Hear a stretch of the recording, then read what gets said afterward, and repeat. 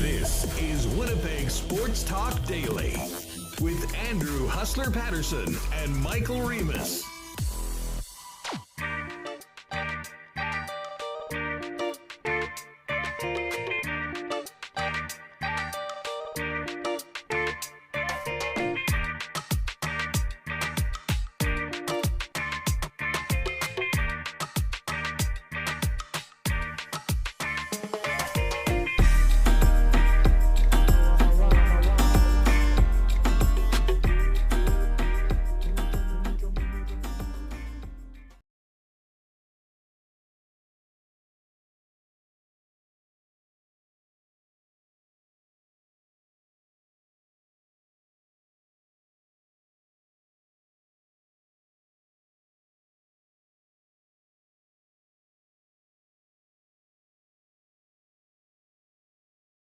Likes to call him, is with us, holding it down this week. So we'll have Jeremy doing the show, and I'll be introducing a special guest that is going to be jumping on quite a bit this week.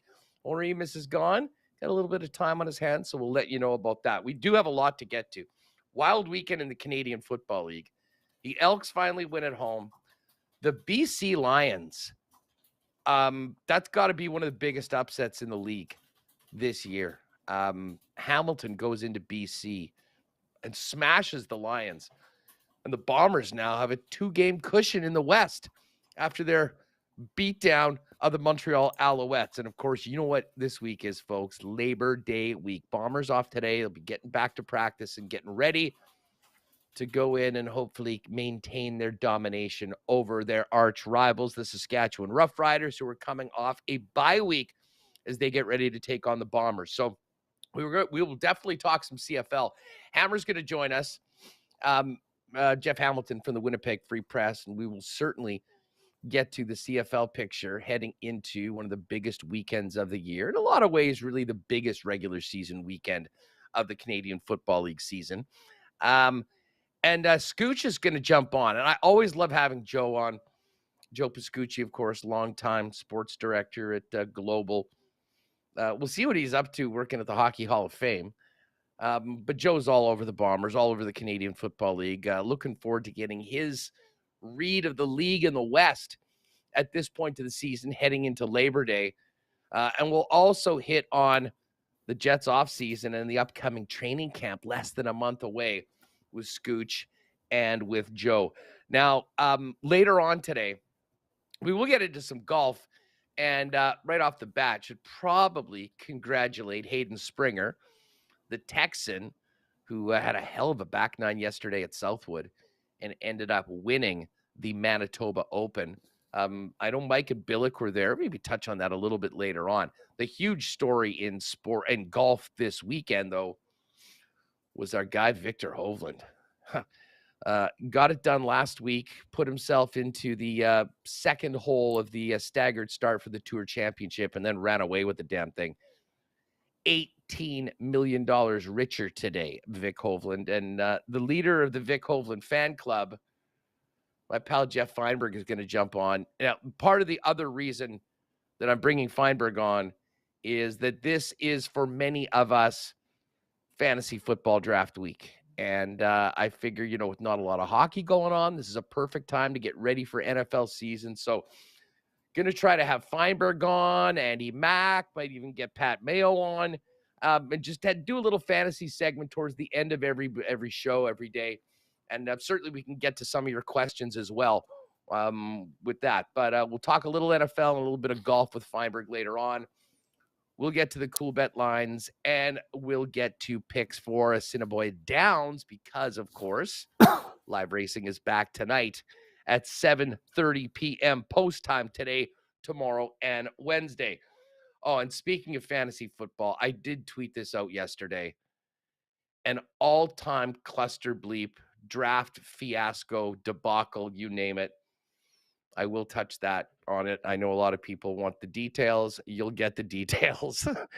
And oh my God, was it ugly and frustrating for everyone that was involved. Just before we bring in a special guest to open the show, I got to give a big shout out to the sponsors that make the show happen each and every day. Our friends at Coolbet Canada, Princess Auto, Vita Health, Wallace & Wallace, F Apparel, and Nick and Nicky DQ, Consolidated Supply, Royal Sports, Boston Pizza, the Winnipeg Gold Eyes. Great weekend at the ballpark as the Fish finished up their home regular season schedule. ASD, Breezy Bend, Aikens Lake, Little Brown Jug, and of course, Canadian Club, Manitoba Battery, Aquatech, and Modern Man. And now we welcome in former CTV sports anchor and now the hottest free agent in the game, our guy, and also the host of Target Score Weekly, great podcast with Taylor Allen of the Creep, talking Sea Bears, the Slat Man himself, Joey Slattery. What is going on, man? It's great to have you back on WST. I'm stoked to be here, man. I got all this free time, didn't know how to spend it, got the invite to come on WST, and I said, of course. I mean, I'm no Remus, but I'm going to try my best. And thankfully, I don't have to do any technical stuff. Yeah, well, exactly. That's what we got Jeremy here for that. He's holding that down. And yeah, we'll be able to wrap. And usually Remo and I have some fun for the first 20 minutes of the program, hitting all the top stories of the day. But I figured, well, hey, if Joey's got a bit of time, we had such a great time having you on the show a couple times before. Let's do it up. So anyways, welcome. Thank you. Say what's up to the chat, everybody. Great to have the Slat Man with us.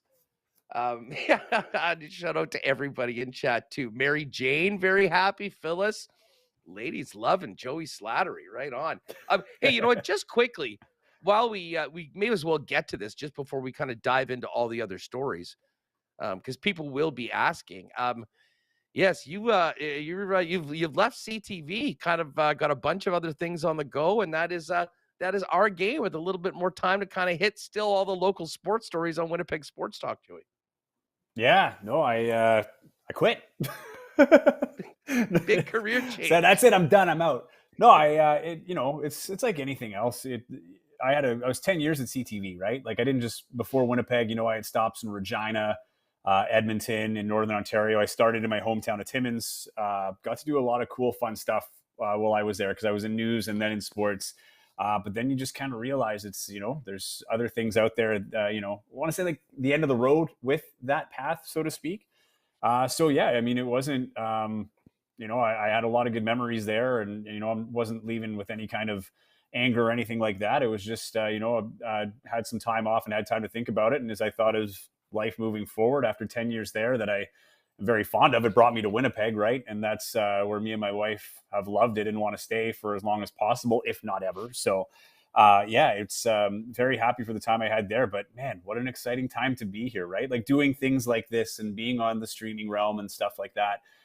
That kind of stuff has excited me. And, being on the show a couple weeks back and doing the Target Score Weekly with Taylor Allen and the sideline reporting with the CEBL at the Sea Bears games. I mean, it was a really fun summer, mostly because I was unemployed for a good part of it. And I just had fun employment adventures for the last, 3-4 weeks. But I felt like I was back in school with summers off.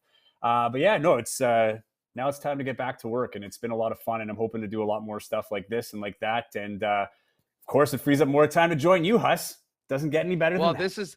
Listen, the timing was absolutely perfect because, and we love having you on the show, but figured instead of having just me talk to myself for the first 20-25 minutes of the show before we get in the guests, this will be great to have you jump on, and obviously lots of potential to do more things as we go further. We may as well just touch on this quickly. Anyone that went to Sea Bears games this summer saw Joey work in the sidelines. And I mentioned Target Score Weekly, which is a pod that was specifically focusing on the Sea Bears and the CEBL. But I know as you guys kind of continue this, there's obviously we got a big NBA season coming up. There's tons of followers of the Raptors. We got a great basketball scene here in the province. with both the men's and women's U of M and U of W teams, and of course a couple of those Sea Bears that we'll be seeing playing U Sports. And then of course we've got Canada at the FIBA World Cup, and we had Alex Adams from Indonesia join us last week. He'll jump on again a little later on. What a crazy, crazy weekend. I mean, we talked Friday about the beatdown of France to get this tournament on for Canada, which was a statement game if we've ever heard of it. But the French lost to Latvia as well. They are eliminated. Canada already through, and a big opportunity to put an exclamation mark on this opening round of this event with this game tomorrow morning against the Latvians for first place in the group. Canada broke France. Honestly, that was the big thing going into this, right? Is, France has been one of the global powers. I mean, it's been the U.S. and the U.S. has been, far and away number one for a real long time. But, we knew this was a good team, best team Canada's ever assembled going into this. But man, a 30-point victory over France, to me, that was Canada saying, we're just pushing you out of this tier. This is now where we belong. And France, you are now a tier 2 team. Because the fact then you go lose to Latvia, and that was a huge win for Latvia too. I mean, you see the excitement when that last shot was the last shot from France didn't go in. Like that was their championship, right? Like that's their Olympics. I feel like that's got for them the kind of miracle on ice feel. There was a ton of excitement that they were planning for that game.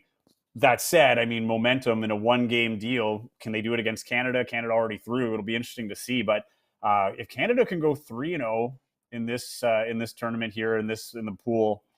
I mean, France, it was already set with the win against France, and then Latvia was just, I mean, I didn't wake up for it, and I'm glad I didn't. So I enjoyed reading about it, but 4:30 a.m. to see that whooping, and they set a record in assists or something like that. Yeah. Canada basketball is doing okay.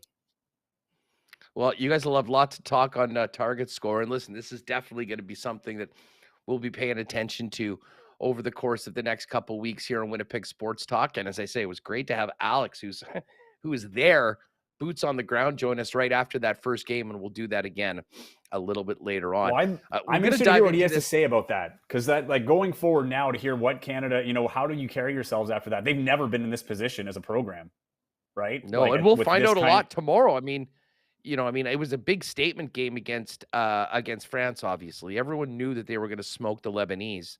Yeah. Latvia's got players, and Latvia just beat France too. Again, a very close game, and I don't think Porzingis is playing. No. That being said, you can't take anything for granted, and the margin of victory and all of that does play in as this continues. So much like we saw in the first game, even up 27, with 10 seconds left, they were still jacking shots and threes and trying to make that happen. So tomorrow morning is the game against Latvia, and I guess tomorrow on the program we'll have a pretty good idea about what is next to come for Canada at the FIBA World Cup of hoops. Wild weekend in the Canadian Football League. And listen, it started off with, I was in such a great mood on Friday's show after being a part of that game on Thursday night. Weather was a little crazy around the city to begin. Fortunately, it spared IG Field, but the Blue Bombers, or the Alouettes, were not spared by the Blue Bombers in an absolute ass kicking, and a game that, you look at the final score, Joey, and it's 47-17. It's hard to imagine that completely flatters the losing team, but you dive in a little bit more, and their 2 touchdowns were very uncharacteristic pick sixes from Zach Caleros. Well, who had that on their bingo card? Into the weekend. Yeah. Right? I tweeted that out. I'm like, who had that on their bingo card for his return? Like a first pass of the game, pick 6.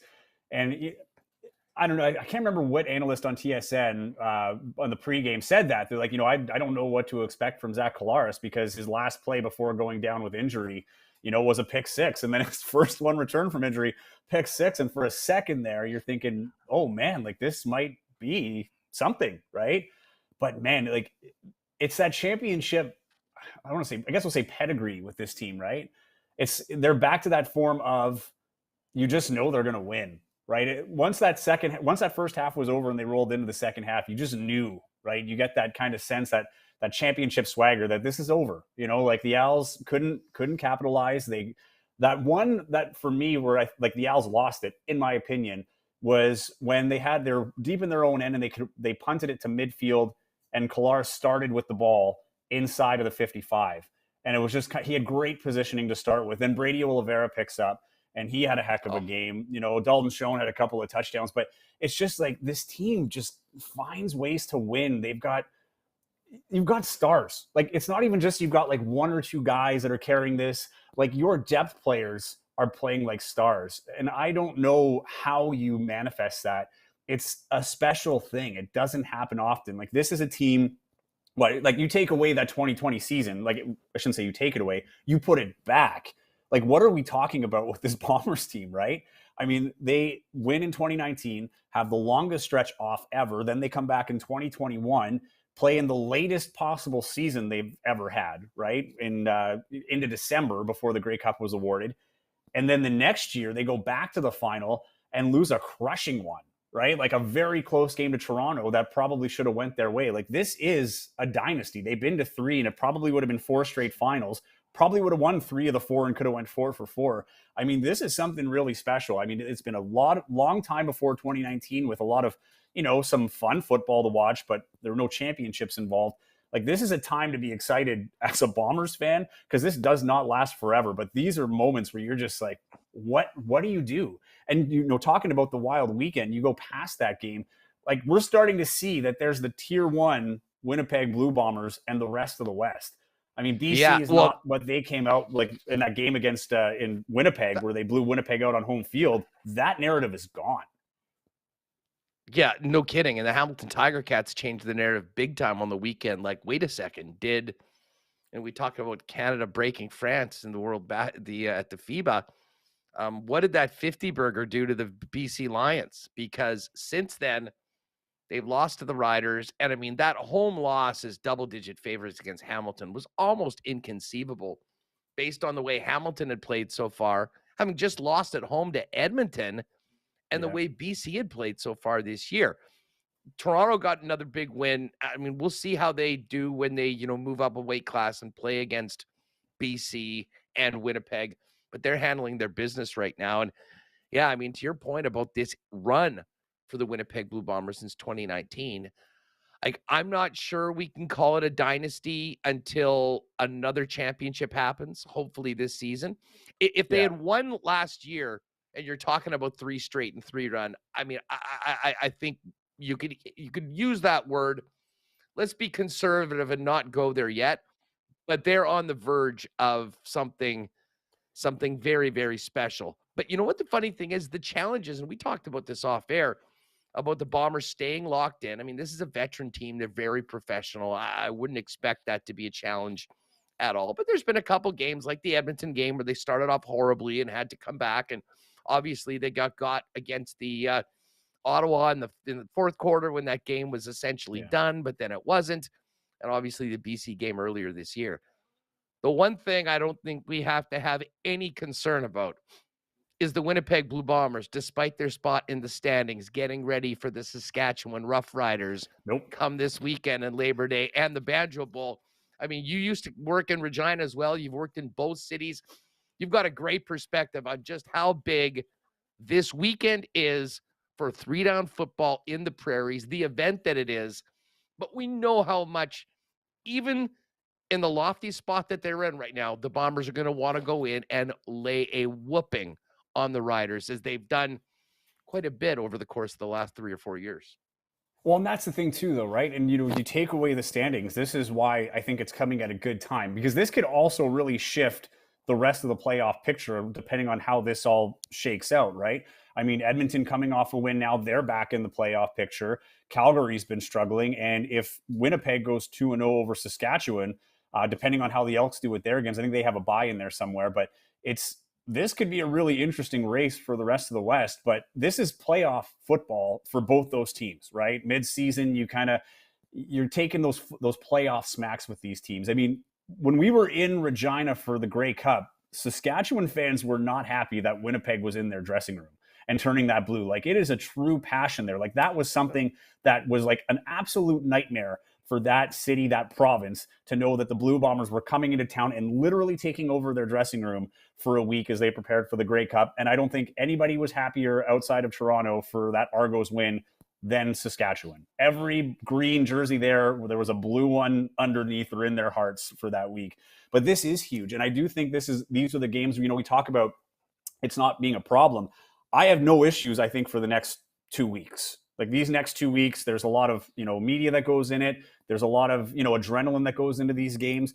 And, you win them, you're in great position. And I think that's where you start wondering, okay, how do you kind of maneuver the rest of the season, right? And make sure that you're staying sharp, because once you take those 2 games and the rest of the games, I mean, they have Hamilton, the Toronto game you spoke to earlier is going to be a big one because it's Andrew Harris's return, coming back after he won the Grey Cup Friday last year. night, end of September, Harris and the Grey Cup champion Argos, who beat the Bombers, coming in, as big a regular season game as we've had in Winnipeg in a long, long time.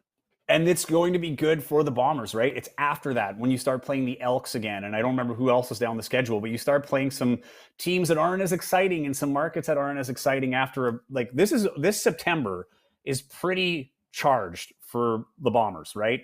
You have the 2 games, the Labor Day and Banjo Bowl, and then you add in that Argonauts game, which is normally a non-factor, is a huge factor this year.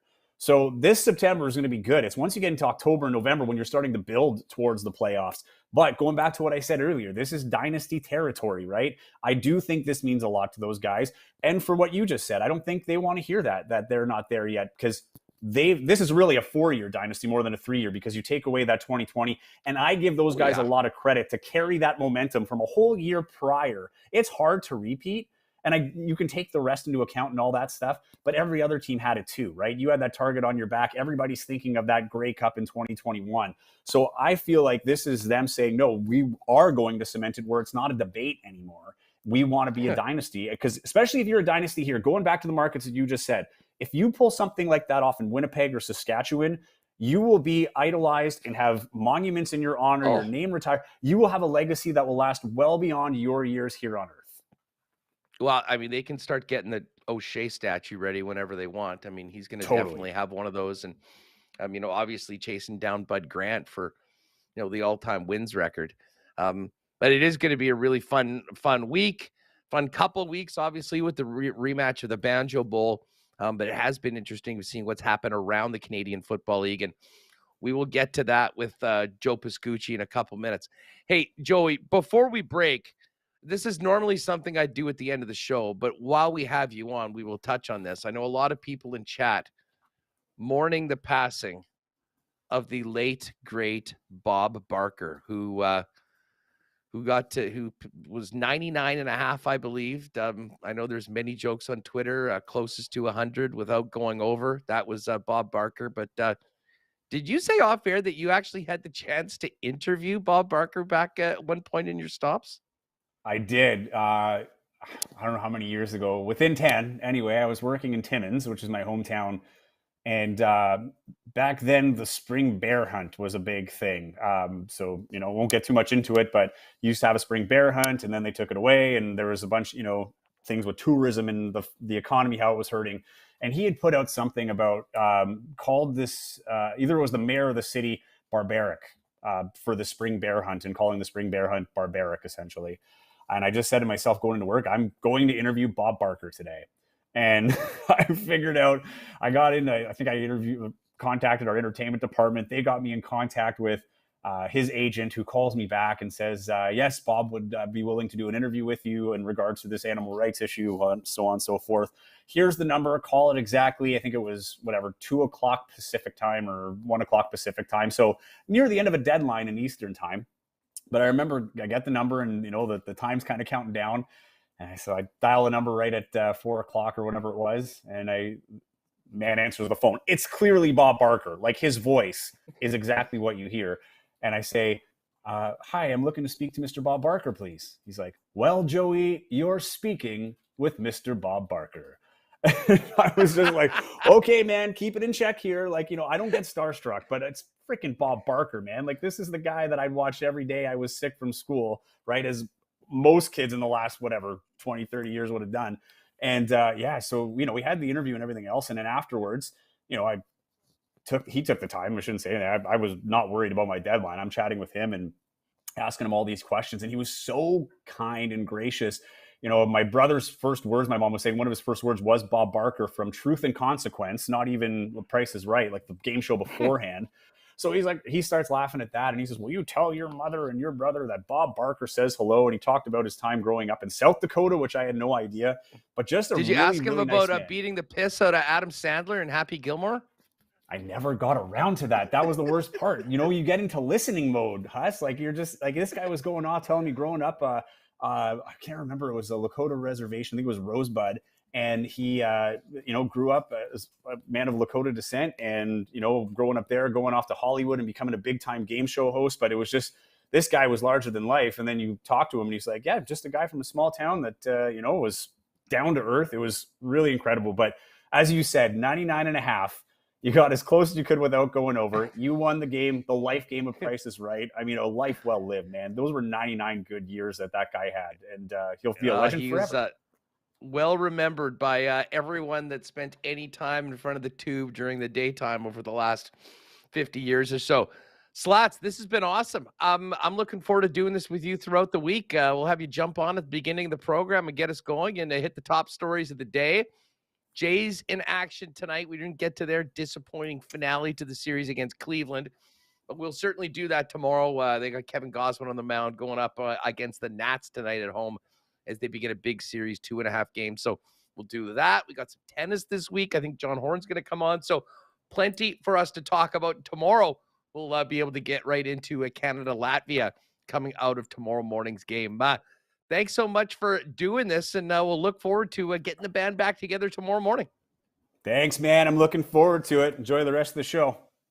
Right on. There is Joey Slattery. Give him a follow on Twitter at Joey Slattery TV.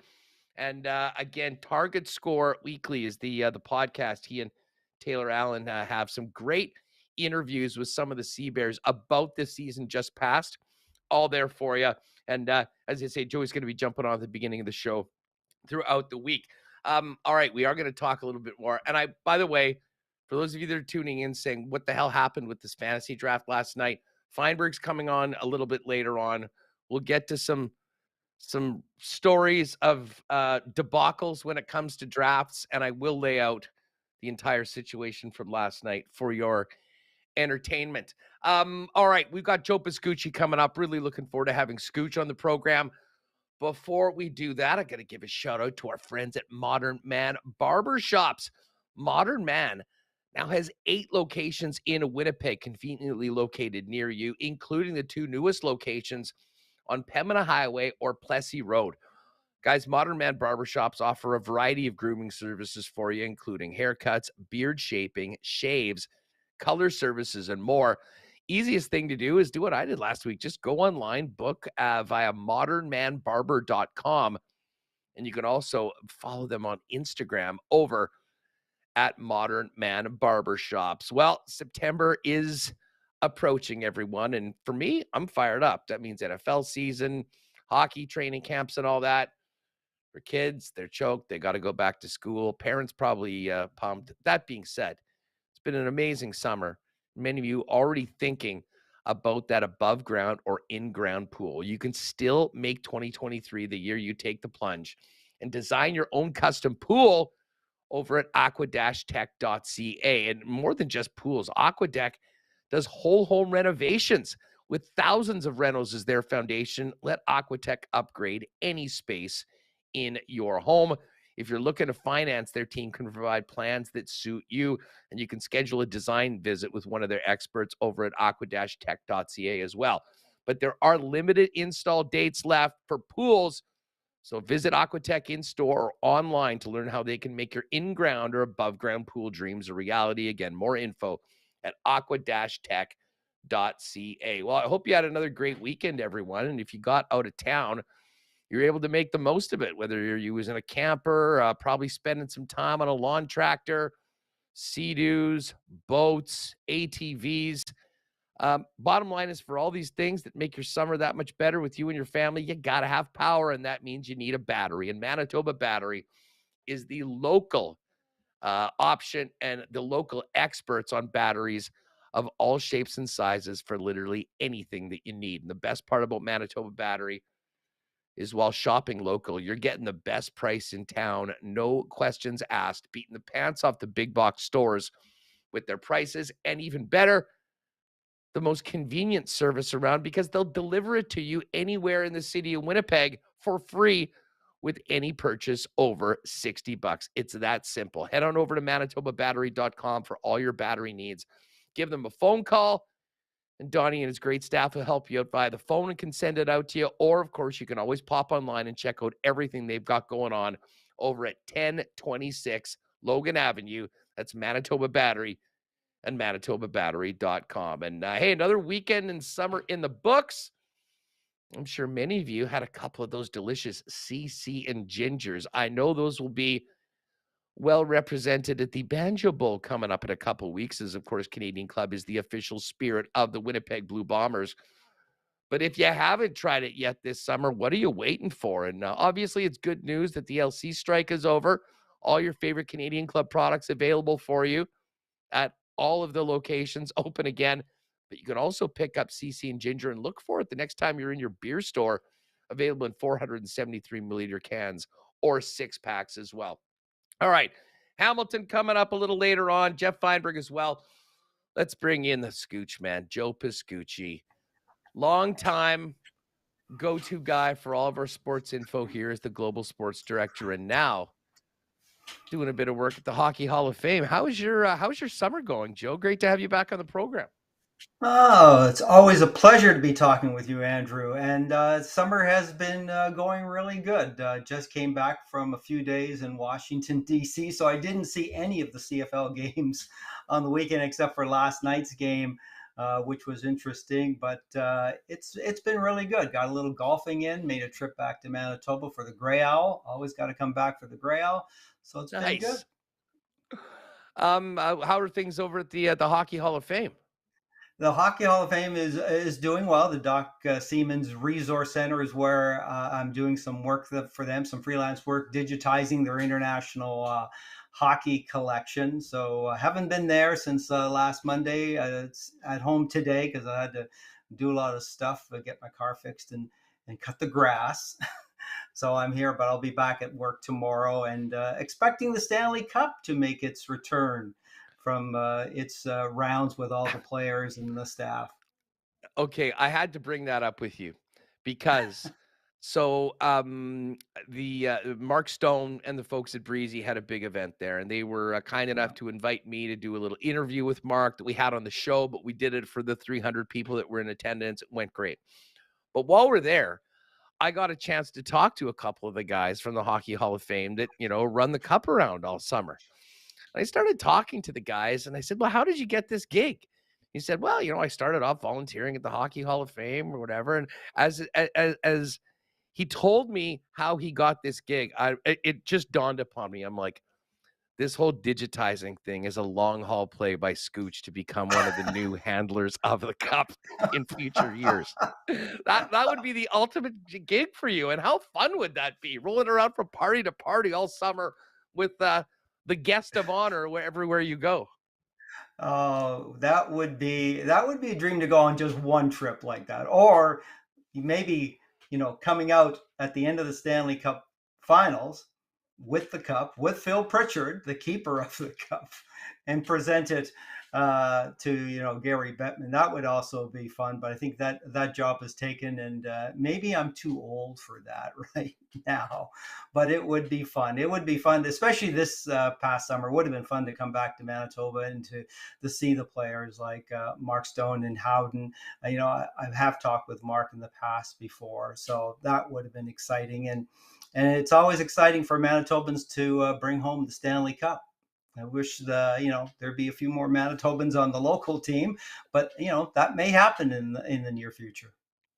Well, that's a good segue because I wanted to hit both with you, and we'll save the CFL for a minute. But obviously, there was the huge Dubois trade, and you've got Balharry and Iafallo and Kapari coming in that will change things up in the front, probably make them a little bit deeper, not necessarily with some of the things. But other than that, it's been pretty. What do you make of this team going into training camp next month with Scheifele and Hellebuck still on the club right now, despite all the trade rumors all along, and a defense core that I think we realize is very packed, tough for young players to break through. You're worried about losing a player or two on waivers. I mean, where are you at with the roster right now, Joe, a few weeks away from camp? Well, despite the impression that people think that I'm a very negative person, I'm actually very optimistic and excited, to see what this Jets team does this year, and whether that be with Mark Scheifele and with Connor Hellebuck. But I think for the first time since that 2017-18 season, we have four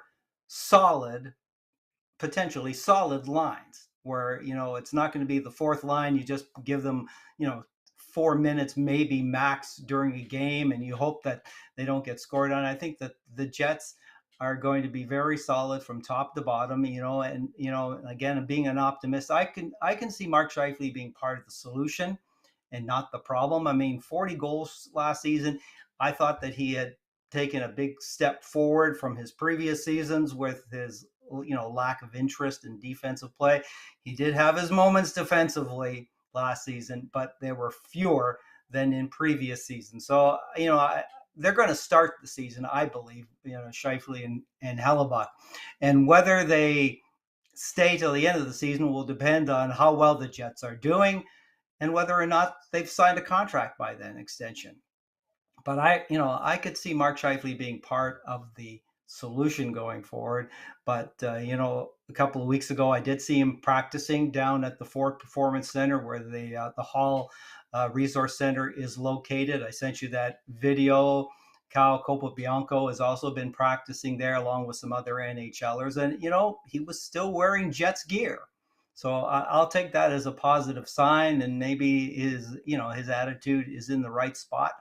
And I think this is going to be a very exciting season for the Jets. And I think that Rick Bowness, will be able to get the best out of this team and get them to play more consistently. And I think this is a big season for Nikolai Ehlers, because I think he is going to be given more responsibility. He's definitely going to start on the first power play unit on that left point.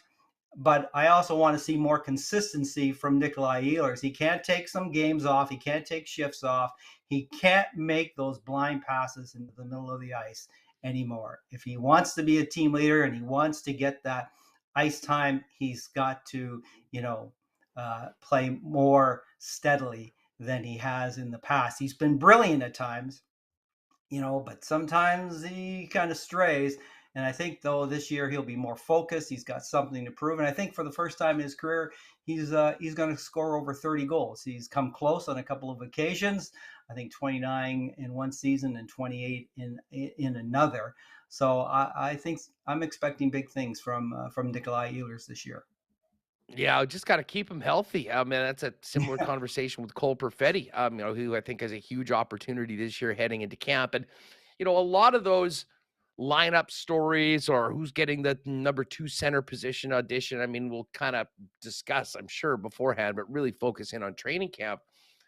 But, Joe, I wanted to circle back to Rick Bowness with you. Okay. Because I'm interested in your thoughts or perspective on the challenge that Bones has coming into this season. I mean, obviously, there's managing 2 of your top players that have expiring contracts that have had all the noise around them in the offseason. But there's also the way last season finished. And, of course, we all remember Mount Bowness erupting in spectacular fashion after Game 5 of the first round of the playoffs. And I mean, to be honest, I think most people, when they heard the players speak, would have loved a little bit more ownership of it. But it didn't seem like everything was going off hunky-dory onto the summer. What do you make of the challenges that Rick has on his plate with all of his players when they get to training camp? I personally, I had no problem with what he said. I think he spoke with the passion that Jet fans have. And, as a retired sportscaster, now I can be more of a fan.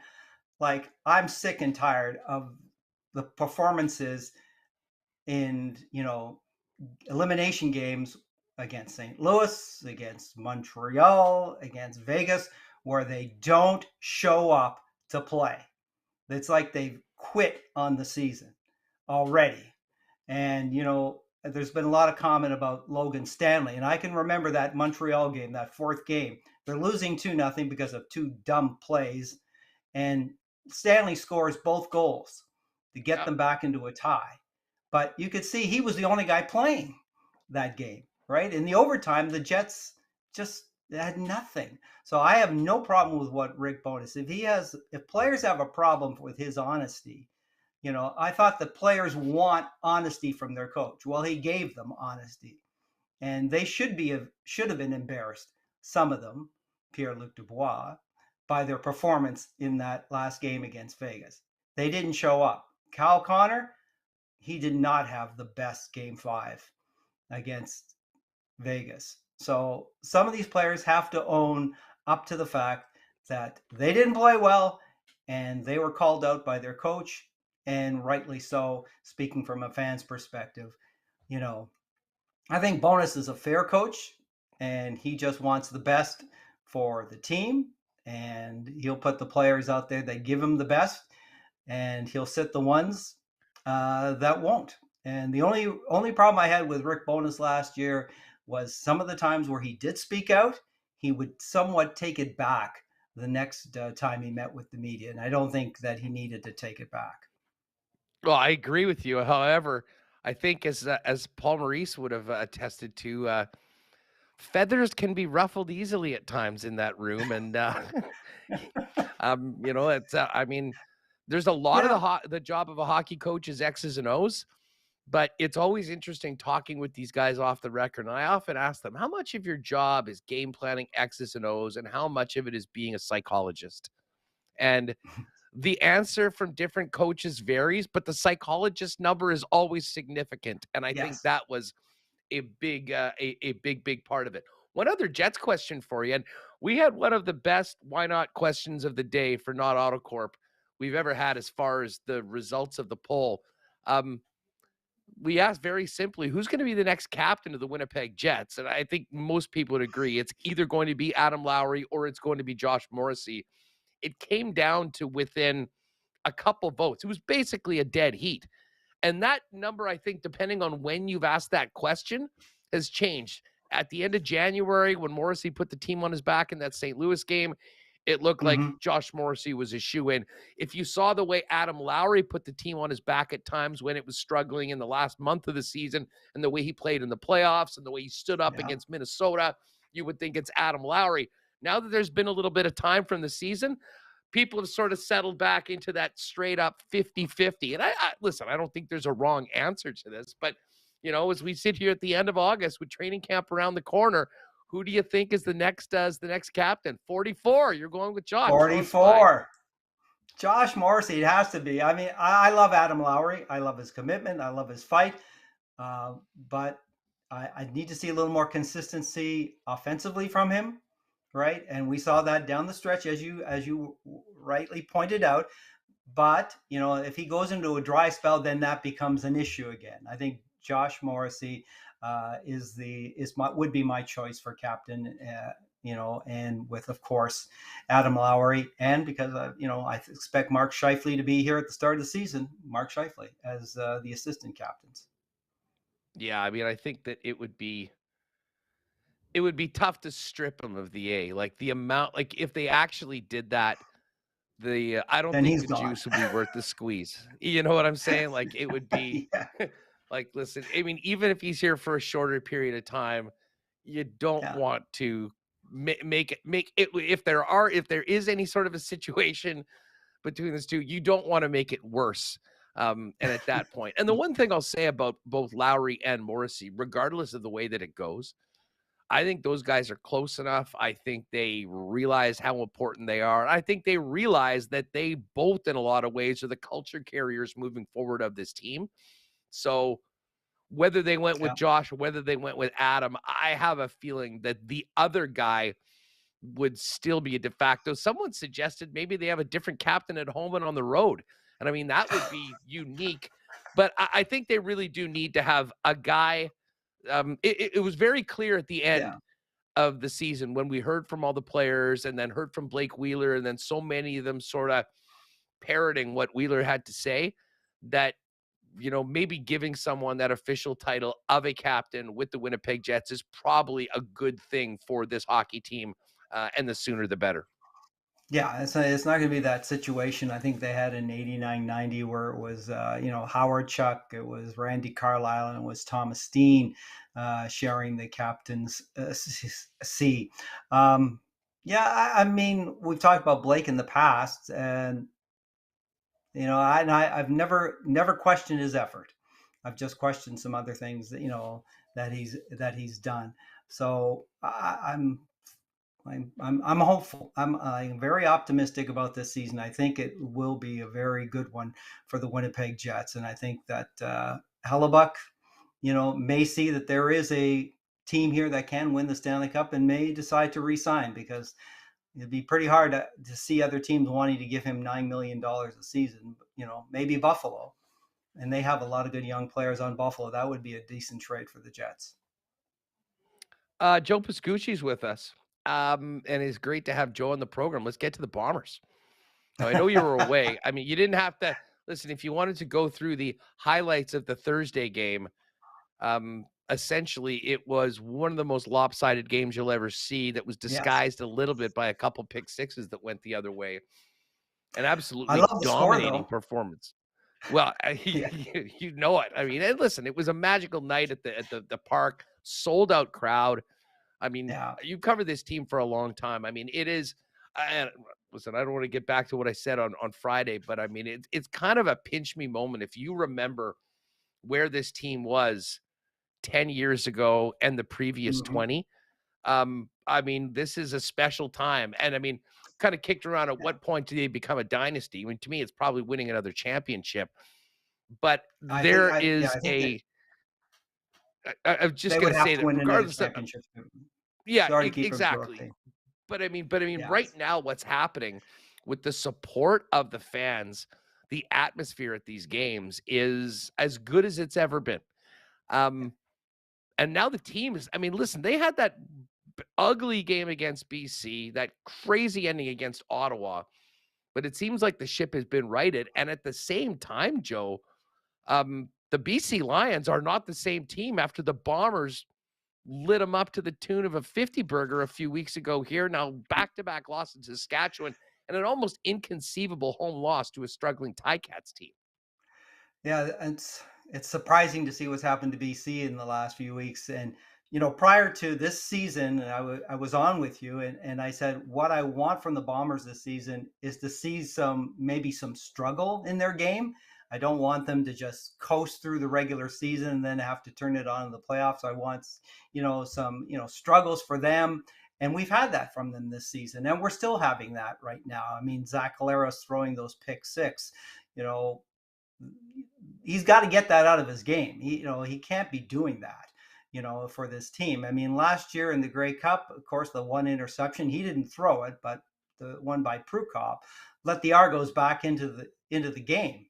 And so they can't be making these mistakes, because against better teams, and obviously when you get to the playoffs, these are the better teams, you're not going to get away with those far too often. And I know you were talking with Joey just before this segment, and you're talking about the Bombers winning in 2021. But remember, they should have lost that game, because if Hamilton doesn't give up that single point on the kickoff, they're kicking a field goal to win the game at the end instead of just sending it to overtime where the Bombers won. So, this team, I don't want them coasting to the final, or to the Western final. I'd like to see some struggle in their game and some challenges by the other teams. And obviously, I don't think we're going to see that in the next couple of weeks against Saskatchewan. But that big game coming up against Toronto at the end of the month, and then the following game right after that against BC, that is the season. That's probably the two biggest games they've got left on their schedule. And, hopefully they're not playing the last three games with first place already clinched. I think they need something to challenge him down the stretch heading into the playoffs. Yeah, I agree with you on that.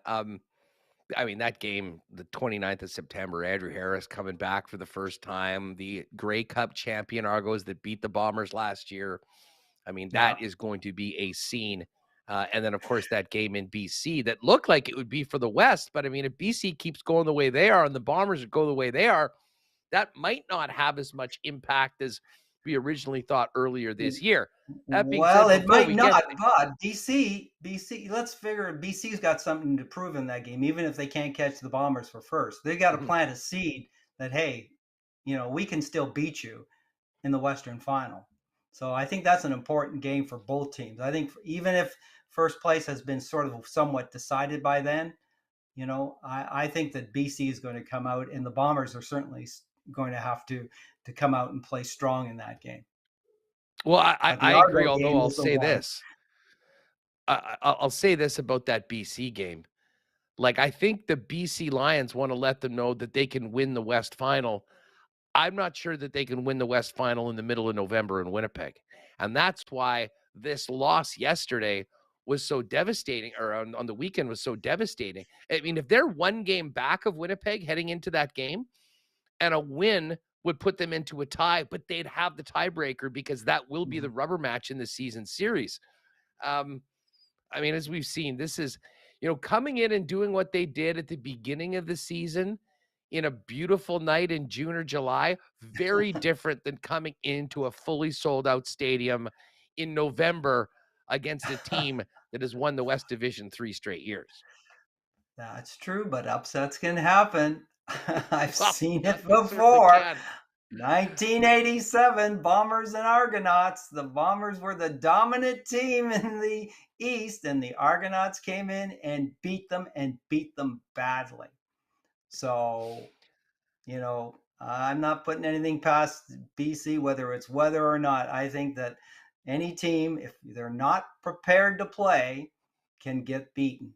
And we've seen that in the past with not just the Bombers, but any football teams. But that 29th game against the Argos, I mean, I think that's I think Brady Oliveira is going to be the MOP candidate from the West, and you've got Chad Kelly from the East. I think that may decide the MOP for the CFL this year. Interesting, throwing Brady Oliveira out there. I mean, it's usually a quarterback award, and Zach's sort of been leading the way. Although, and the funny thing is, I mean, the 2 pick-sixes in a game that they still won by 30. How much did you take off him? I think he did throw for 4 touchdowns. But again, the one thing I'll say about the Bombers is this does not seem to be a team that really cares much about the individual awards as much as the team success. And that's what's made them so successful, which brings us to these next couple of weeks, Joe. I know you remember from your times covering this team just how special the Labor Day Classic is, that weekend trip for so many Bomber fans out to Regina.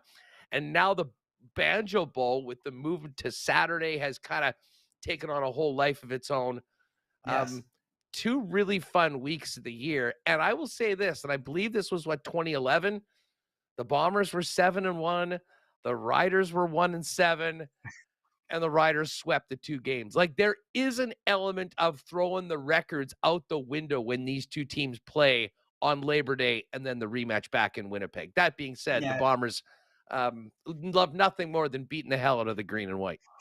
Yeah, I'm, along with other Bomber fans, made many treks out to Regina for Labor Day weekend, only to have a really long drive back. There were a lot of losses by the Bombers in Regina on Labor Day. Not recently, thankfully. So I think that it's going to be another great weekend for the Blue Bombers and the Banjo Bowl. It's like a U.S. college football atmosphere those days. Lots of parties going on, and finally, the Bombers moving their Banjo Bowl game to Saturday so you can get more, fans from Saskatchewan into town and have that party that we've seen in Regina for 20, 30 years come to Winnipeg and have the parties here. And that's great, obviously, for the economy. If I can get serious a little bit on that side of it, for the Winnipeg economy to have that. But it's a great atmosphere, and if you're lucky to get tickets, you'll enjoy it. You will enjoy it.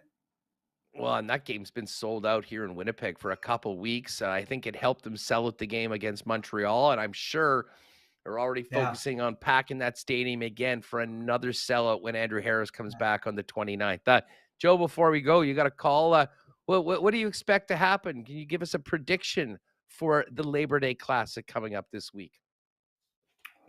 Let's say Bombers by 18 points. Bombers by 18. I think that's good. Trevor Harris threw for 400 against them at home Yes. earlier this year, and the Bombers won by 17. So I think you were onto something. Scooch, let's do this again soon. Thanks so much. Enjoy the grind back at the Hall of Fame tomorrow, and let's do this again soon. But I know you're going to be paying attention to the game on the weekend. Enjoy Labor Day weekend and the annual classic between the Bombers and Riders. All right, I'll be looking forward to it. I'll be watching.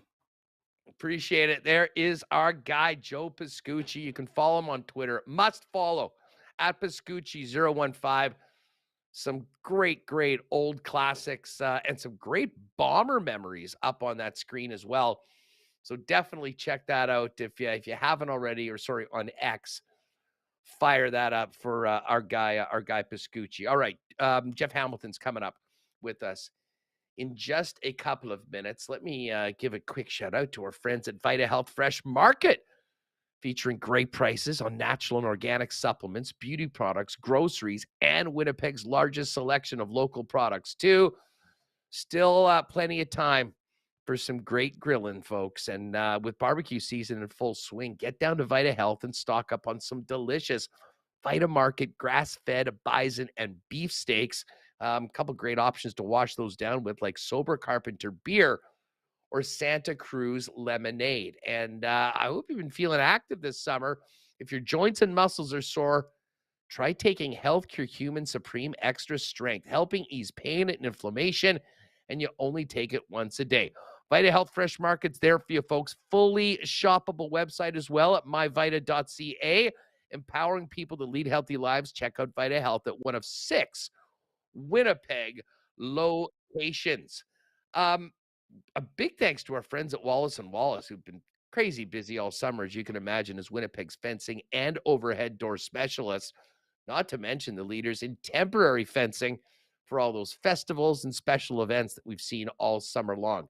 If you need the property and security, or if your property needs the security and protection of a new fence, they've got you covered with vinyl, ornamental, welded wire, chain link, or wood fences. And if you need a garage door, they've got Winnipeg's largest selection of overhead garage doors, along with the best service in the game.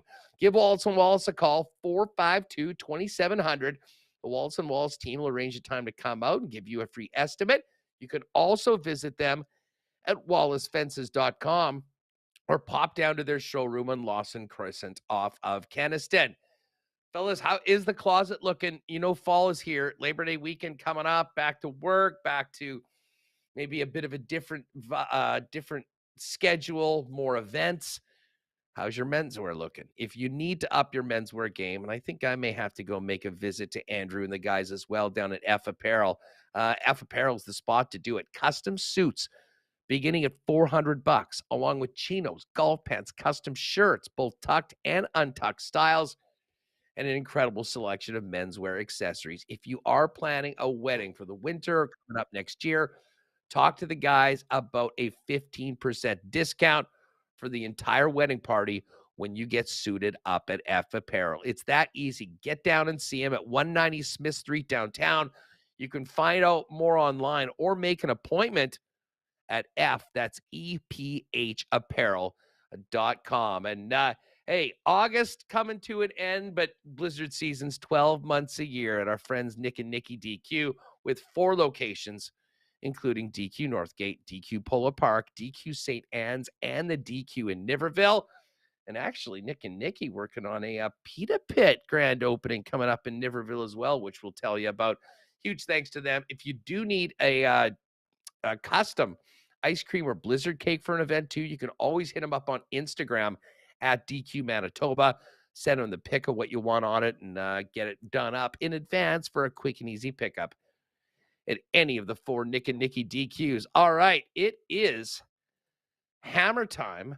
By the way, 95 likes. We got just over 300 people in here. Let's get those thumbs up going for those of you that are with us live on YouTube.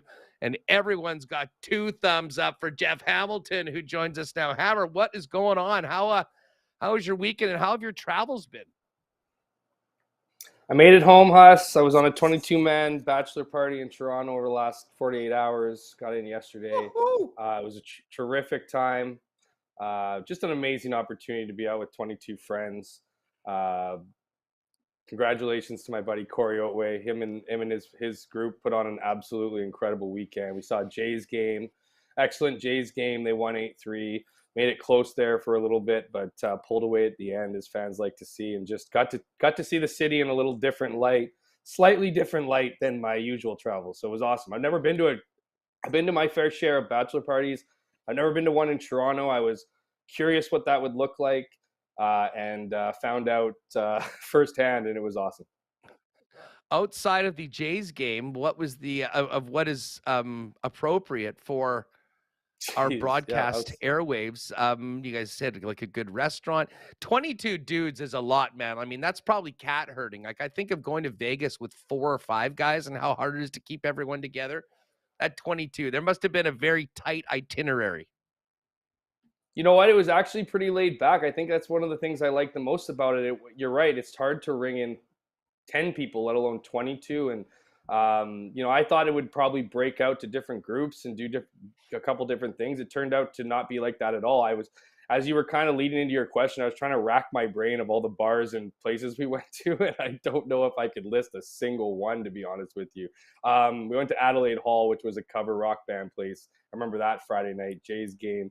Couple other spots, but just really great organization. A couple planned meals, but nothing wild. Certainly, you're able to do your own things. I like to kind of go to like these spas in the morning, so I snuck off on a couple things my own to take care of some self-care, so I could do it all over again. But certainly spent most of the time with the pack and just really took it all in. It was beautiful. There was a bit of rain, but mostly it was an awesome time, and certainly enough time. 2 nights, 3 days is more than enough time when you're having fun. You picked the right Jays game to go to because that was the one they won. They lost 2-3 to the Guardians on the weekend. 2 questions for that. First of all, what did you think about the ballpark? I was there earlier on, like the improvements they've made, the general areas, the new bars and stuff. Really awesome. But what was the vibe around there? Because the Jays have this talented team. They're still on the outside looking in. Wonder what you were getting from Jays fans at the game about where they're sitting right now. Well, we kind of brought our own little party, so it was certainly rocking wherever we went to. I thought, there's a lot of energy for sure. Little disappointing. I mentioned the nice weather. The time that it did rain was during that game. So unfortunately, the roof was closed. As we were leaving the next day, I noticed the roof was back open. Anyone who's ever been to a Jays game, I love it. It's just way better with the roof open. It's still pretty good, but to your point, I don't know if it's a new bar, man, but it's the one. It must be, because I've never spent any time there, and it certainly looked brand new. But it's over the opponent's dugout.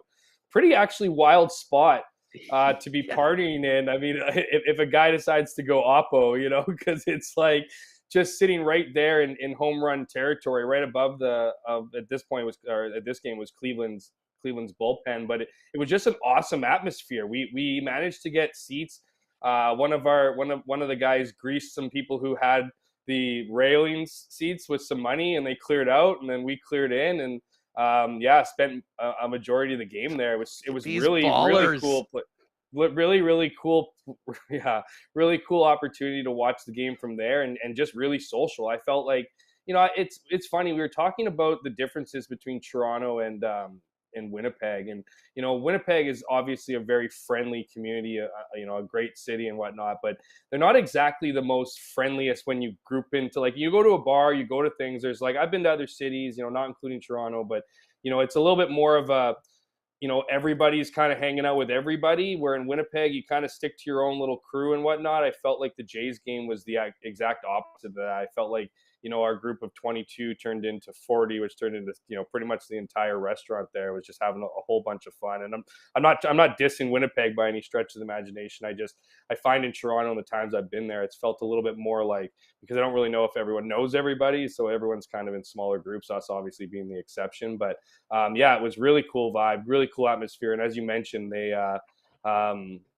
got the job done, so certainly fans left home happy. I think the next game, I was looking at yesterday's game, I don't think the Jays came back. I haven't checked the score, but I saw Cleveland pull away in like the 11th. So that would have been Yeah. less than ideal for fans for sure. Yeah, there's a lot of action into the seats. Plenty of homers, plenty of runs. Unfortunately, the bullpen wasn't able to get it done. Tough one for Romano, and yeah, they did drop that one in extra innings. Let's talk about the CFL. Obviously, the Bombers took care of business big time on Thursday, but what a weird weekend in the Western Division. I don't know whether we want to start talking about the Elks finally winning a home game for the first time as the Edmonton Elks, or BC face planting as double-digit home favorites against Hamilton in maybe, I mean, for me personally, maybe the most surprising result of the season based on where these two teams were heading into that game.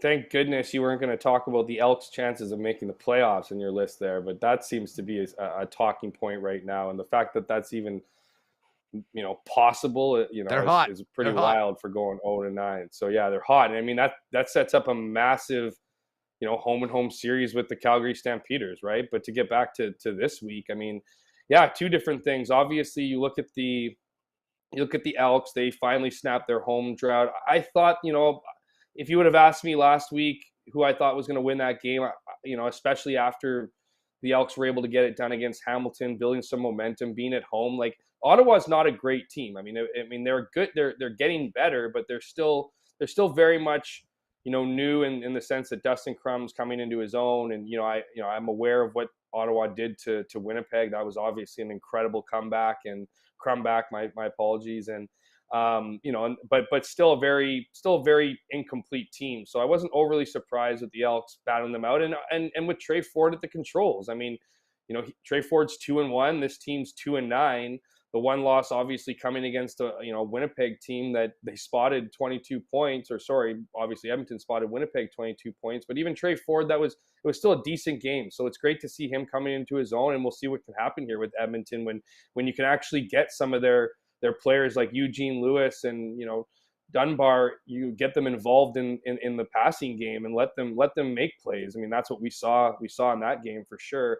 And then you move over to the Hamilton and BC game, and it's crazy. It has to be the biggest upset for Hamilton. A week before, just absolutely dropping the ball, giving the Edmonton Elks their first victory in a listless effort from all areas, pretty much. Nothing seemed to go right for Hamilton, to seemingly everything going right in a very difficult place to play, and carving out a victory against the BC Lions, who, the thing about them is incredibly talented team. There's no doubt about it. I mean, you look up and down their roster, they have playmakers, they have the weapons in all three areas. Their offense is good, their receivers are good, their O-line has played better, certainly in the last couple of weeks, but is a good group.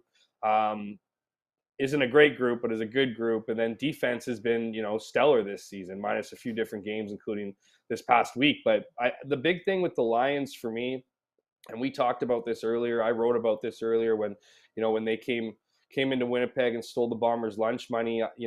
It's just this is a club that, and Winnipeg, I know it sounds, I don't know if it sounds biased. It probably just sounds draining because, it's hard to kind of compare everybody to the Winnipeg Blue Bombers and what they've built, but it's hard not to when you live in this city and cover that team. But the one big difference with the Lions is they're still learning how to win and lose. I mean, when they, like I said, when they laid that beat down on Winnipeg earlier in the season, you had Alexander Hollins, on social media 4 days later. When the Bombers win a game, they're not thinking about it 2 days later. And when they lose a game, they're not thinking about it 2 days later. But here you go, have this up and coming, receiver taking to social media, talking about how we'll come into your house and do whatever we want. And then next week they go into Toronto's house and they get their asses kicked. And then, I bring up Hollins again because there he was, slamming his helmet to the turf, throwing a baby temper tantrum, because he didn't get the ball or after that costly fumble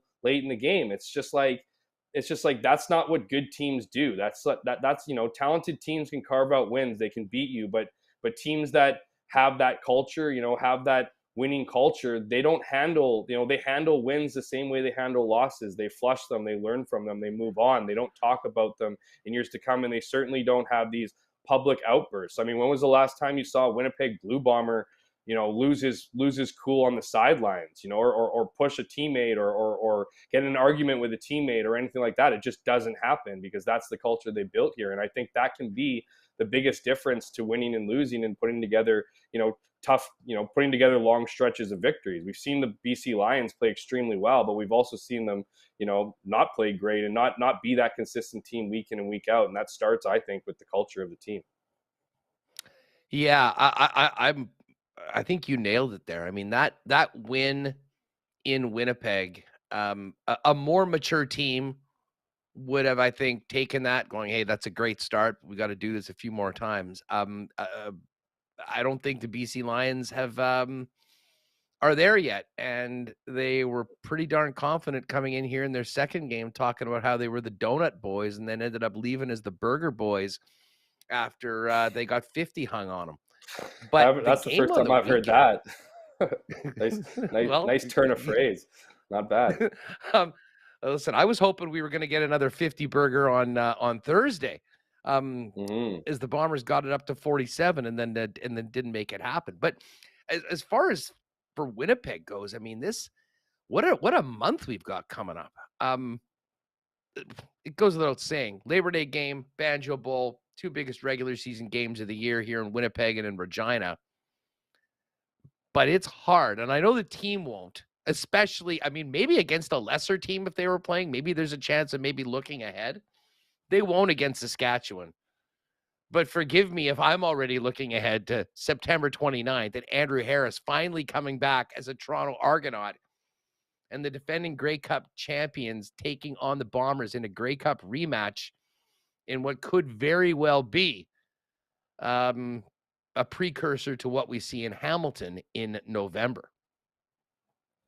Yeah, it's funny because I feel like it should have more hype, right? Like, it's bananas that you have to wait this long into the season to kind of, to sell that game, to sell the last year's Grey Cup game. Like, that should be week 1. I mean, that should be the buzz going into the season. They should be, or at least within the keep first in mind, few weeks. Jeff, we're waiting a year plus because. Well, no, I was just about to get into that. That's the same schedule makers that decided not to bring Andrew Harris to Winnipeg, as a new member of the Toronto Argonauts. And, before that, it was Paul LaPolice wasn't coming to Winnipeg, and, for when he moved over to Ottawa to coach the team, right? Like, it's just like, I don't know why you don't have these games. Let me ask you this. Like, do you know much about like how the schedule is put together and made? Because I don't think Bo Levi is going back to Calgary this year. So absolutely. How could they be overlooking the most obvious juicy matchups that would be great for hype, would be great for media, would be great for TV? I mean, it seemed like I almost thought that the thing's just done by a computer and that's the way that it has to happen because otherwise it's just a huge fail on multiple levels. Just jumbled into I'll start off by saying that there is no excuse, I think, for not having those marquee games. I mean, those need to sell themselves to a certain point and then just add intrigue, and juice to games. I mean, but on the other part, like, what happens is every team has its wish list. It has its wish list of what days they like. For instance, Winnipeg loves Thursday games. They like Thursday games because they think it draws more people. Talking to Wade Miller, he doesn't love Saturday games because he thinks families have too much going on for Saturday, on Saturday, whether it's, whatever, hockey practice, whatever it's going on. Obviously not, well, I guess some kids are playing hockey in the summer, but they got so many activities going on, plus lakes and stuff like that. So Winnipeg loves Thursday. Now, if you would have read my sit down with Wade Miller when I was in Montreal, he didn't really want this many Thursday games. He thinks there's too many of them, but that's what Winnipeg wants. That's what Winnipeg, they tried to give you what they can. I mean, obviously there's interdivisional teams. There's obviously the Labor Day Classic and the Banjo Bowl, and then you have the home and homes with several other teams across the league during that stretch, right? So those things have to go into play. And then there's Toronto, who, from what I understand, the last few years just literally gives like 10 dates, and the CFL has to fit within those 10 dates for their 9 home playoff games. So that becomes a challenge. So I think once, I don't think the scheduler makers are like, oh, I don't want Andrew Harris to be in Winnipeg in his first year back. And I just don't think, there's got to be something missing there. I mean, I don't think they're lamenting it either. Maybe they're just not thinking about it, but they're working with what they have. It's not a great answer, but every team has different desires. They have different days they like to play. They have certain events that go on. They have concerts. They have festivals. So a lot of it has to be worked in and around the venues. Now that we have the Canadian, Premier League here, right? Like that, they have dates that they have to work around. So there is a bit of a, scheduling snafu. There's potential for scheduling snafus, as we've seen, because there's a lot of things they need to work around, but you just think that they would go a little bit above and beyond to put some of these marquee matchups together. Case in point, Bo Levi Mitchell got traded to Hamilton at the end of last season, right? So it wasn't like it was this new thing. They knew he was going to be there. For him not to be back in Calgary just seems unforgivable, much like Harris, last season not coming to Winnipeg as a member of the Argos. And BA just bringing up in chat that Cody Fajardo and the Alouettes aren't going to Saskatchewan this year. It just seems like every time one of these things happen, they take a year off between playing in that player's home spot, which is strange. I see it's already up in the chat, so I'll throw this out, and folks, feel free to hit us up on Twitter if you've got an answer as well, or X, excuse me. Why not question of the day for Not Autocorp over at Waverly and McGillivray? Can the Edmonton Elks actually turn this around and make the playoffs? They're one game back, I guess more 2 games back of a crossover right now, and would need to win a number of more games. But do you think that these 2 consecutive wins to start the second half of the season is enough? Never mind making the playoffs, Geoff. Will the Edmonton Elks be playing meaningful football games in the month of October? They're playing meaningful football games right now, Huss. They play a back-to-back against Calgary. If they can somehow carve out victories in those 2 games, they'll be back in the playoff picture, and every other game beyond that will in fact be meaningful. That's the crazy thing. Like, I hate that. I hate that a team can start 0-9 and have other teams trip over themselves enough that their playoff hopes somehow remain. Now, will that happen? I mean, to answer the question, I would vote no. Do I know the answer? No. I mean, the Edmonton Elks could very well, under Trey Ford, under this resurgence, if you will. Now, mind you, I mean, these aren't, they aren't crazy victories. Like, it's not like, Edmonton is beating the doors off. Let's get a victory against the West before we start talking about whether or not the Elks are going to make the playoffs. But they are playing meaningful football because they have to be, because they forced themselves into playing meaningful football. I mean, you can make an argument meaningful football for everybody, but if they can find an answer against a Calgary Stampeders team that seems to do everything possible to get a victory except for getting over the finish line, they just consistently shoot themselves in the foot. Case in point again this weekend, are battling, arguably the best team in the CFL right now, record-wise, in the Toronto Argonauts in the middle of the fourth quarter, and then they allow a season-high 4th return touchdown against. It's just, these plays in different games. You could go the week before that against the Bombers. I mean, there were several one plays away from being a big difference in that game. So if the Elks can somehow run with this magic, if you will, or whatever momentum that they've built up over the last 2 weeks, and they can somehow capitalize against a Calgary team with a penchant for shooting themselves in the foot, we're talking about a team that's going to be fully in the playoff picture, whether that be 3rd in the West or swing over to the East potentially. That's an indictment against the league, in my opinion. But I think there is some positives that at least there's something to cheer for in Edmonton, because as bad as things have been going for that team, as rough as it's been the last year and a bit, you'd imagine that with a record at 0-9, that there was absolutely no chance. Suddenly, the fact that you have life, hopefully that helps out a fan base out there and gives them something to cheer about down the stretch. And they are playing meaningful games, even if they don't end up making the playoffs. No doubt about it. Well, and I mean, to be honest, obviously from a Bomber fan's perspective, it was nice to see BC lose and the Bombers have a 2-game cushion.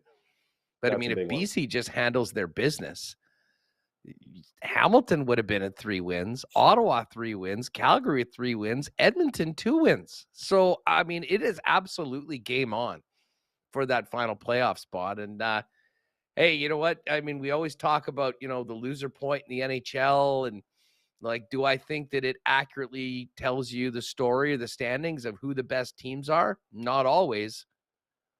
But in the Canadian Football League, I mean, there's some haves and some have-nots. And there's one of those have-nots is going to get into the playoffs right now. And as I say, it is good for Edmonton to get that win. And, you know, they can stop talking about, I mean, the most embarrassing record, I think, in team sports. I mean, to go that long without winning at home is almost inconceivable. And listen, I've never been a guy to pull for Chris Jones. He's made enough enemies and done enough things in the league to maybe I understand why people were enjoying all of this. But man, the CFL needs that Edmonton market to be a hell of a lot healthier than it is right now. And I mean, listen, I'm not hoping they do anything special come playoff time or even get there. But Geoff, from someone that covers the league so closely, I mean, a little bit of good news for Edmonton, I think can go a long way right now, because that was miserable. And I mean, that when one of your prestige franchises that have been there for so long is in the spot that you're in, I mean, that's bad news for everybody in the CFL. Yeah, I'll lift this comment from a good friend of mine in Calgary, Danny Austin, on his Live from the 55 podcast that he does every week. I thought he put this succinctly, that for years we were talking about, you know, trying to fix the organizations in BC and in Montreal and in Toronto, right? And I mean, while I'm not going to sit here and tell you that everything's fixed in Toronto, the winning has certainly been fixed. They've been a team to be reckoned with now for a couple of years, and of course this season the best record in the league.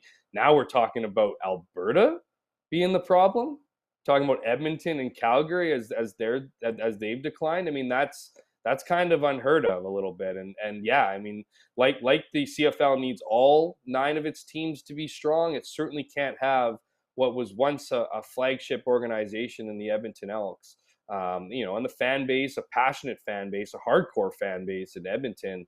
Yeah, I mean, winning will certainly help with that. I do believe, you know, you start, if they can finish up this stretch here, and even if they can get into the playoffs, you know, crazy as that might sound, I think it could really do a lot to rejuvenate a fan base that just at this point finds no reason to go to the games. I mean, it's to be part of that historic, you know, loss. It's tough, and to see, you know, your team not just lose, right? Because it's one thing to lose. I think if you look at Calgary, like, they've been losing but very, very close games. The Edmonton Elks have just been a disaster ever since Chris Jones took over. And it just, you know, if you wanted to give him an entire year, which sounds crazy at CFL standards, to get things right, you were able to do that. To see what's happening this year it's just absolutely bananas. And to see some of the ways in which they lose, it's just ugly. So yeah, I mean, I think for all that's happened in the, you know, in the front offices with the changes up top, and, you know, the rumors of a toxic work culture and all these things, I'll tell you what, talk to anybody that's ever worked on a sports team or a sports organization.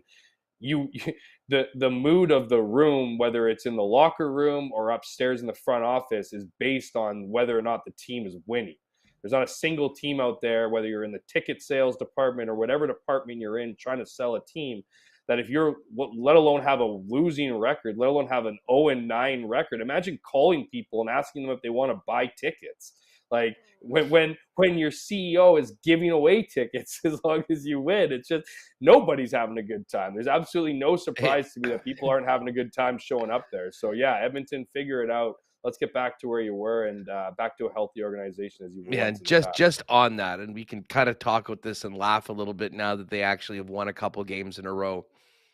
But when Edmonton was in town, I may have told the story on the show already, but I got together with Dusty, who was into calling the game, and his old pal Hernan Salas, who used to work for the station, is now the DC basically of Edmonton, the communications guy, and he brought along the marketing guy from the Elks. So we're sitting down at the keg downtown, and he said, "So guys, how's the season going?" And as someone that, listen, I worked for the Jets or the Moose the year after the Jets left, like I have some personal experience with some pretty dire situations of working in a front office. But man, that Edmonton situation and just talking to those dudes about what's going on every day was, and this wasn't specific to Victor Cui. It was more about just the atmosphere, the dark cloud around them. And the fact they hadn't won a damn game at home in forever. So certainly probably a little easier for all those people to get into work right now, but still a lot of work left to do for the Edmonton Elks. We'll probably pay a little bit more attention to these top teams. And of course, we've got a very interesting week coming up with the Bombers taking on the Saskatchewan Roughriders in the Labor Day game. And you know what, funny, Geoff, we're talking about all these teams with 3 wins, and now one team has 4 wins. All of those teams are going to be pulling for the Bombers to do what they have done for the last little few years going up against the Riders, because I know they've got 5 wins, but they could easily be 5-7 in a couple weeks. And I still don't know how Saskatchewan matches up against some of those other teams if they're getting on a bit of a heater. Yeah, I think it's Saskatchewan, man. I mean, Domagala certainly looked pretty decent against that supposedly stingy BC Lions defense. So there's something to take away from it. I think that's created a bit of an interesting situation for Saskatchewan. I was somewhat surprised to hear. And now I understand there's a whole bye week in between, right? So there's other factors at play here. To the point where I'm just a bit surprised that Craig Dickinson didn't announce Jake Dolegala as the starter for this week. You know what I mean? I get Mason Fine as a hamstring injury. It's lining up to that 2-3 week absence, after the Banjo Bowl, but just be able to see what he was able to do, not just what he was able to do, but how he handled himself in that game. I thought he looked comfortable, looked confident, looked like a leader at certain times. It's just kind of surprising. Now, is that going to change anything announcing him now or announcing him later? No, obviously not. I'm sure Dolegala knows more than me and outsiders, from the locker room know, and he probably knows he's starting and is going to handle it as a starter regardless. But it seemed like a nice vote of confidence post game would go a bit of a ways for a team that just hasn't seemed to been able to find it. Right? It's just they've certainly had their dose of bad luck when it comes to injuries, inconsistency. I mean, Trevor Harris brought some life to that organization. I would argue that he wasn't great, but in the games leading up to his injury, but certainly was bringing some level of consistency and execution to the offense. But I don't know. This is just, to me, I thought Jake Dolegala saved Craig Dickinson's job, because I'm not saying they're not going to go full Bombers. 2014, 15 was it that they fired Paul LaPolice, and then 13 they fired Paul LaPolice, and then Tim Book took over for his first game in Labor Day Classic and got dusted 52-0. I was there. I don't think they're going to do that to Craig Dickinson, but I do think that 5-5 looks a whole lot better than 4-6, and it's interesting because 4-6 sounds a lot better than I thought the Riders might be at this point in time, or 5-5, sorry, is a lot better than what I thought they'd be at this point. So, they get to probably keep their jobs for the rest of the year. But I think it does create, with that momentum that they got from BC, mixed in with the bye week here, mixed in with the energy that comes with every Labor Day Classic, they're going to be feeling confident in their game. The coaching staff's going to be confident in their game plan. It's just now up to the Bombers to match that and find a way to win like they've done over the last few years. Hey, Jeff Hamilton with us from Winnipeg Free Press. We got to run, but very quickly, will you be in Regina, and will we be getting another edition of Ted and Jeff's excellent adventure on the ground? I can tell you for sure that I will be in Regina. Absolutely. I can also confirm that Ted Wyman will also be there. Yes. That sets up the stage for potentially a Jeff and Ted's Labor Day Adventures. Third time running. Usually the sequel isn't better than the original, but I'll tell you what, it's just getting better and better each year, getting more comfortable. He's getting more comfortable with our relationship, where I bring him down and then prop him back up, and bring him down and prop him back up. So it should be an exciting weekend for everybody. Tune in. It's on Instagram. Probably be there all weekend. I love it. And of course, we'll be all over your reporting in the Freep heading into the big game on the weekend. Thanks for doing this, buddy. Get some rest after your big weekend. Always a pleasure being on. Thanks, Haas. Definitely feeling great. Looking forward to this week, and shout out to the viewers. You guys know you make the show. Beautiful stuff. Great stuff. And again, hopefully maybe I'll see Jeff this weekend. Haven't decided whether it'll be a last minute trip out to the game, but it's always a possibility. All right. We got Fienberg coming up. We got some big golf news to talk about. We got an upcoming NFL season that I want to pick his brain on. But of course, when we're talking Bombers on this program, we do it for our friends at Princess Auto, proud sponsors of the Bombers and Winnipeg Sports Talk, and the place where you'll find the best deals on the most unique assortment of tools and equipment around. Everything you need to complete the projects on your list or start something new is at Princess Auto. Visit them in store, 2 locations in the Peg, Panet Road, Portage Avenue West, or shop online 24/7, 365 at princessauto.com. Still some time to take care of some of those projects for the summer, gang, but you might want to get down to Consolidated Supply ASAP to take advantage of the time that we have left. Of course, Consolidated Supply are the leaders in irrigation systems, artificial turf. Maybe you want that dream putting green in the backyard. And of course, they're the exclusive club car dealer in Manitoba with great deals on new and used golf carts and other club car vehicles as well. Perfect for industrial use. They've also got other great options for your property, including hot tubs and amazing outdoor kitchen options. And of course, they're also the leaders in small engine parts and repair. So much that Consolidated Supply can do for you. Head on down to the new showroom open to the public at 1395 Niagara Road East, or find out more online and check them out at their website at cte.ca. Well, we're going to be kicking around a little NFL with Fienberg coming up, and all the new NFL gear is arriving by the day at Royal Sports. All 32 teams represented. You want to get your favorite lid or a new jersey for your fantasy draft? Get on down to Royal Sports today. And of course, Royal is also, your spot for Blue Bomber gear before you make the trip to Regina. Jets gear before training camp coming up. And the biggest and best hockey selection in town as the hockey experts in Winnipeg for over 40 years. It's all there at Royal Sports, 750 Pembina Highway. And give them a follow on Instagram for the latest merchandise drops and sale information at Royal Sports Pembina. Well, folks, we're 2 weeks away from Monday Night Football being back, and that is synonymous with good times at Boston Pizza. Tonight, as far as Monday goes, time to watch the Blue Jays get a big win and maybe win a series. Started off with Gosman on the hill against the Nats. Of course, the best place to get together with friends for the big game is always your local BP. Enjoy ice-cold schooners, world-famous BP wings, gourmet pizzas, and the latest from the BP feature menu.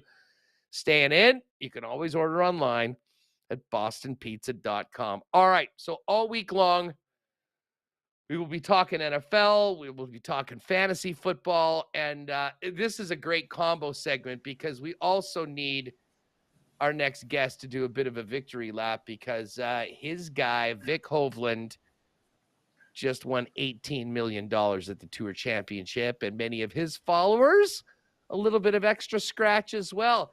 Geoff Fienberg joins us now. Now, Fienberg, were you doing a little daddy duty at Canada's Wonderland with some of that Vic Hovland scratch this morning? How are you? Not quite Canada's Wonderland, Huss. I was at the CNE, the Canadian National Exhibition that runs through here.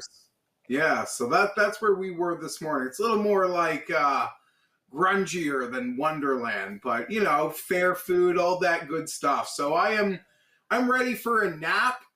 But I don't know. You got me fired up in that intro, other than the fact that you mentioned the Blue Jays. I wanted to vomit, and I got to waste hours tonight watching them lose again. Pains me.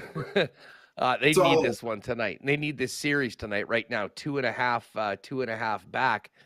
But let's get to the golf. I want to talk NFL, but, what a season for Victor, and what a season for you. You've had some good, listen, when you do this, as long as you have it, as we have, making picks all along, you'll get on hot streaks, but there was never any doubt that you were a Victor Hovland believer. And I know he doesn't have his major championship yet, but he has ascended to, being right there, battling for the number one spot in the world with the likes of Rory, with the likes of Scotty Scheffler. And he proved it again without a question of a doubt at East Lake in Atlanta on the weekend.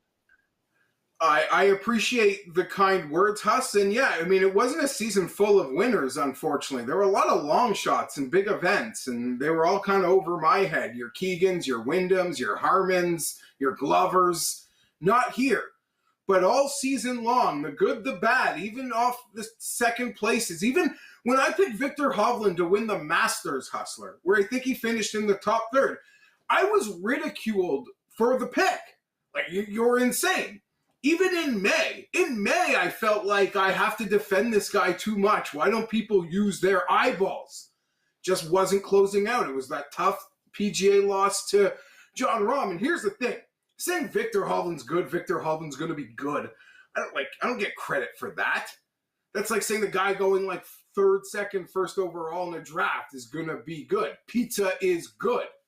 But there were too many people who were like, he doesn't have that dog in him. He's not going to win big events. And I was like, what is wrong with you? When this guy is on, his ceiling is as good as any golf in the world. And he has slowly but surely raised the level of his floor. We don't have the diabolical chipping and greenside mistakes that we used to. So I'm all in, and your audience can appreciate this, Huss. On that Victor wagon last night, what did we do? We made Masters and PGA Championship at Valhalla, which should be perfect for him. Parlayed them both with the Elks to get off the mat, baby. So I'm already ready for next season. Victor's my prince. When he wins the major, he becomes the king. What's the number on him for the Masters right now? There are still some 25s. They probably moved, but I joked a couple weeks ago before he got his win, or maybe last week when he got his win, Huss, like, when I have a 5-star NFL play this year, I'm going like all in on that, but then 10% of that stake is going on a Victor with a major. And if that bet loses, I'm going to be mad I lost at my 5-star NFL bet, the 90%, not the 10% that went to some golf parlay.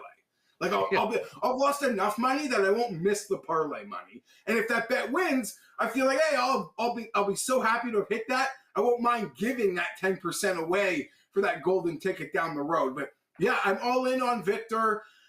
He's entrenched my belief that my eyeballs on Justin Herbert can live up to what I believe they tell me they see, Huss. Well, I love that is a great segue, and we will touch on Herbert in just a moment. But before we move off golf, the season's over. However, the Ryder Cup is coming up. You've got a pretty good pulse on this. Is Brooks going to be playing for the USA?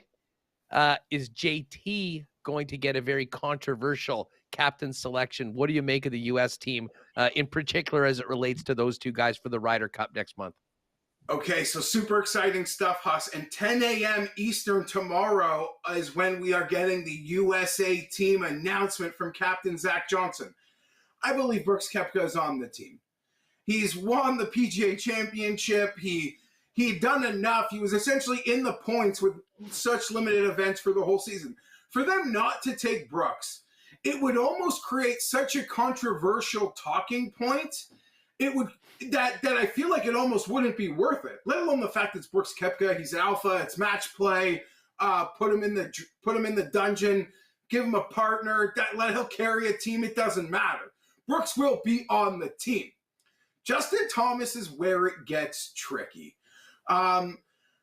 It's what matters more. Does form or does experience, reputation? This is not the oldest USA team, Huss. I personally believe they will take Justin Thomas. A lot of people, and that is controversial, and a lot of people disagree with me, but I do believe they will take Justin Thomas on this team.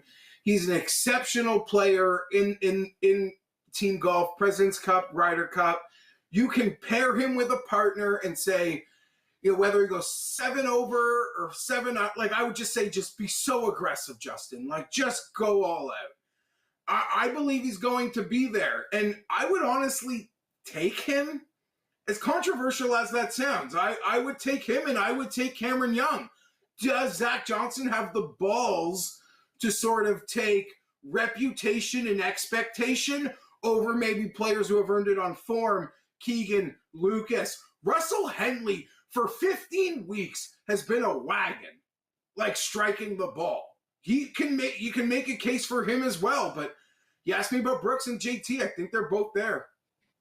Matt, who are the 6 guys that are on it right now? Homa is in. Obviously Scheffler. Okay, so Homa, Scheffler, Cantley, Xander. You've almost got me. Wyndham and Harmon. Okay, those yeah, are 6. with the wins. And then Morikawa. He was on this team even if he didn't have that little quality playoff. Morikawa, Spieth brings us up to 8. Mm-hmm. Brooks brings us to 9.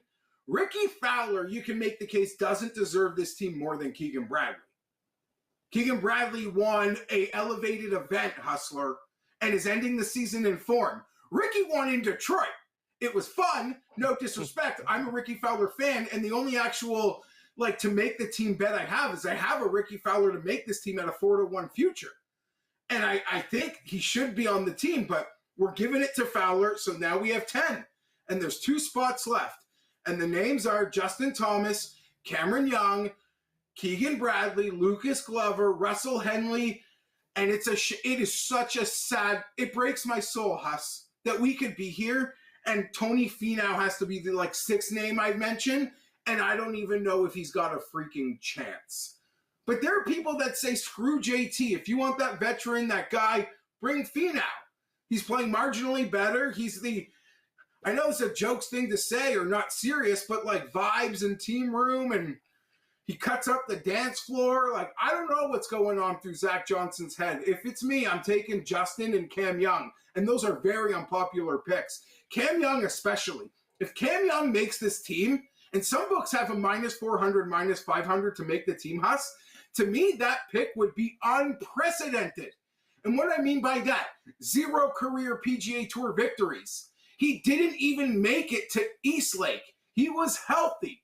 The only way in my life that you could get on Team USA without making to Eastlake, a Team USA All-Star team, is the bouncer at the door needs to see a 2 major minimum. Those are the type of guys that have held on to Team USA while doing that. If this was last year, he would have been on the team. He would have been to Eastlake. It didn't matter that he didn't win. He would have played so well like he was on the President's Cup team. But last year isn't this year. But I don't know. I think he's so good and was so good at that President's Cup, I would still take him, Huss. Geoff Fienberg's with us. So Ryder Cup announcement tomorrow on the show. We'll certainly get to that. Who Should be quite interesting. Well, I mean, put it this way. I think I take Vic. I take Brooks. Yeah. I mean, I understand the argument for Justin Thomas.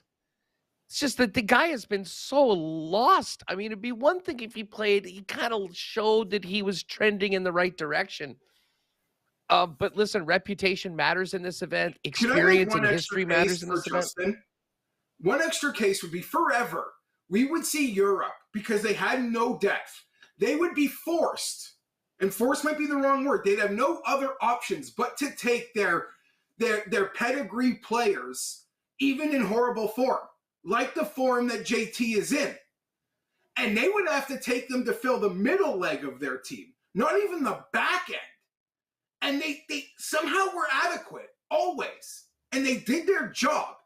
And the U.S. has the luxury of making him the 12th man.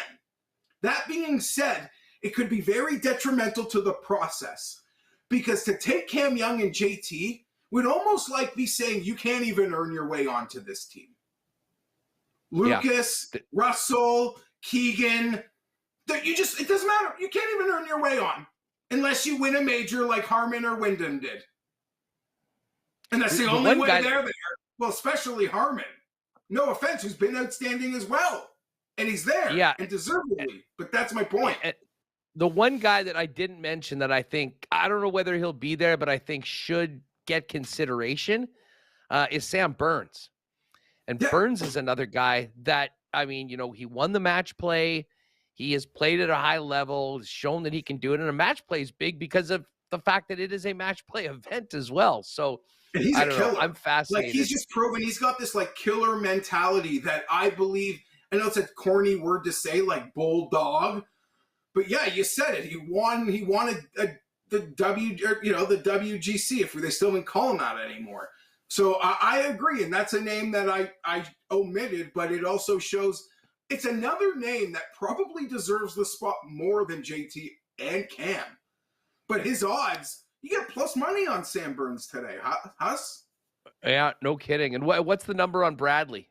Because Bradley's a guy that I thought was there, and now, I mean, he was sort of in different showing in Chicago, has not put himself in a good spot right now, despite playing very, very well and pretty consistently for a good part of the PGA Tour season.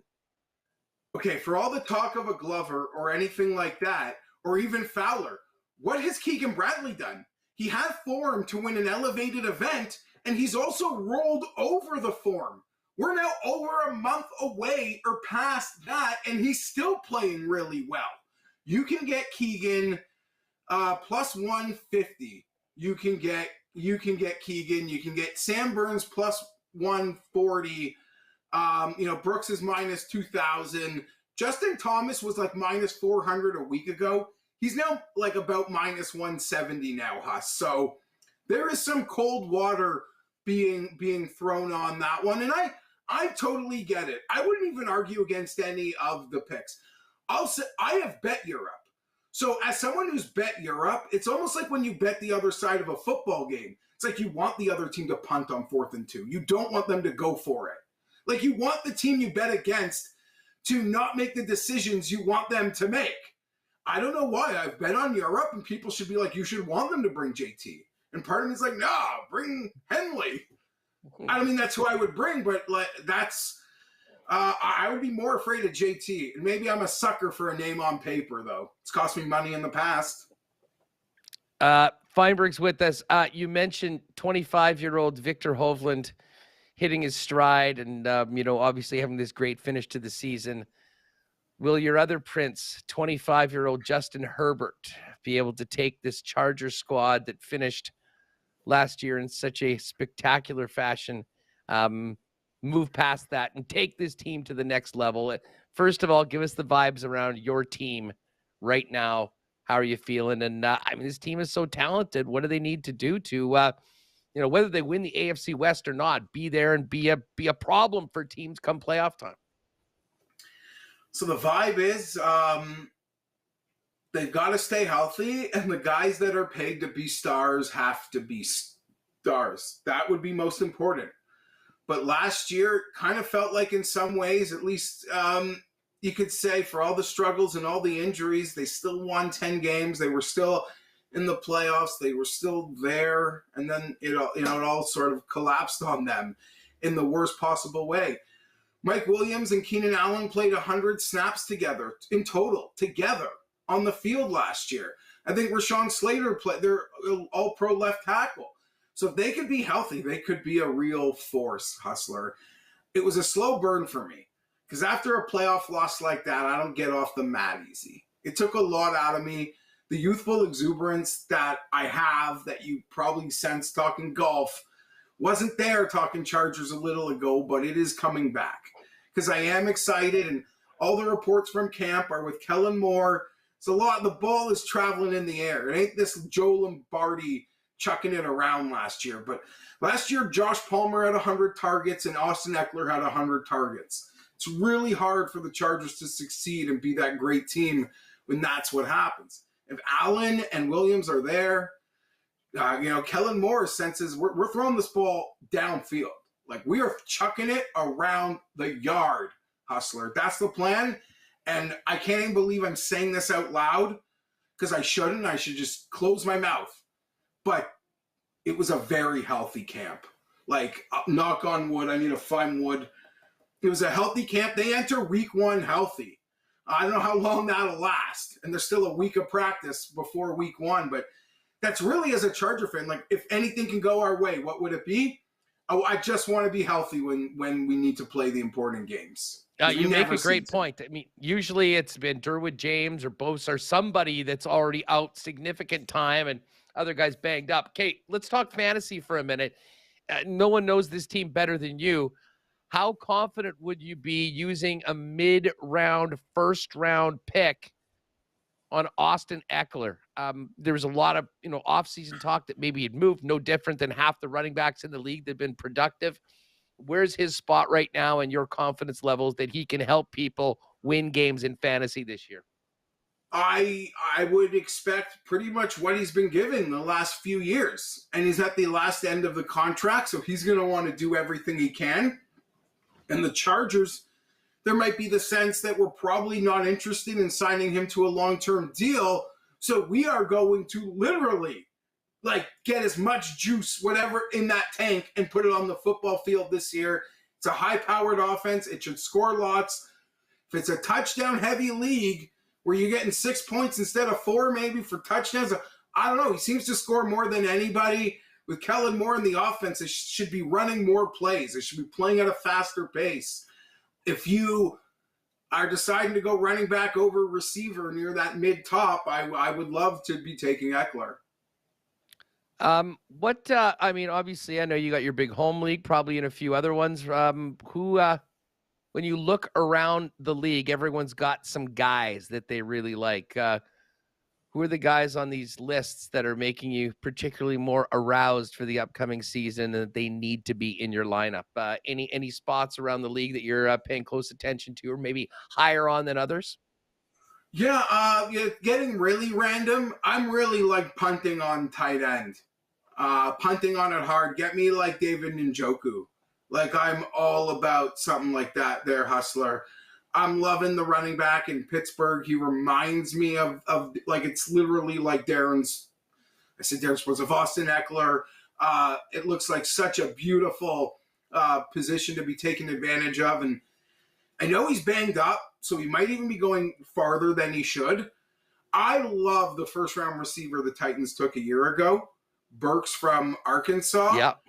I'm a huge fan of this one. So those, I guess, would be those would be 3 players at 3 different positions that are definitely later down the board that I'm looking to get as much of as I can.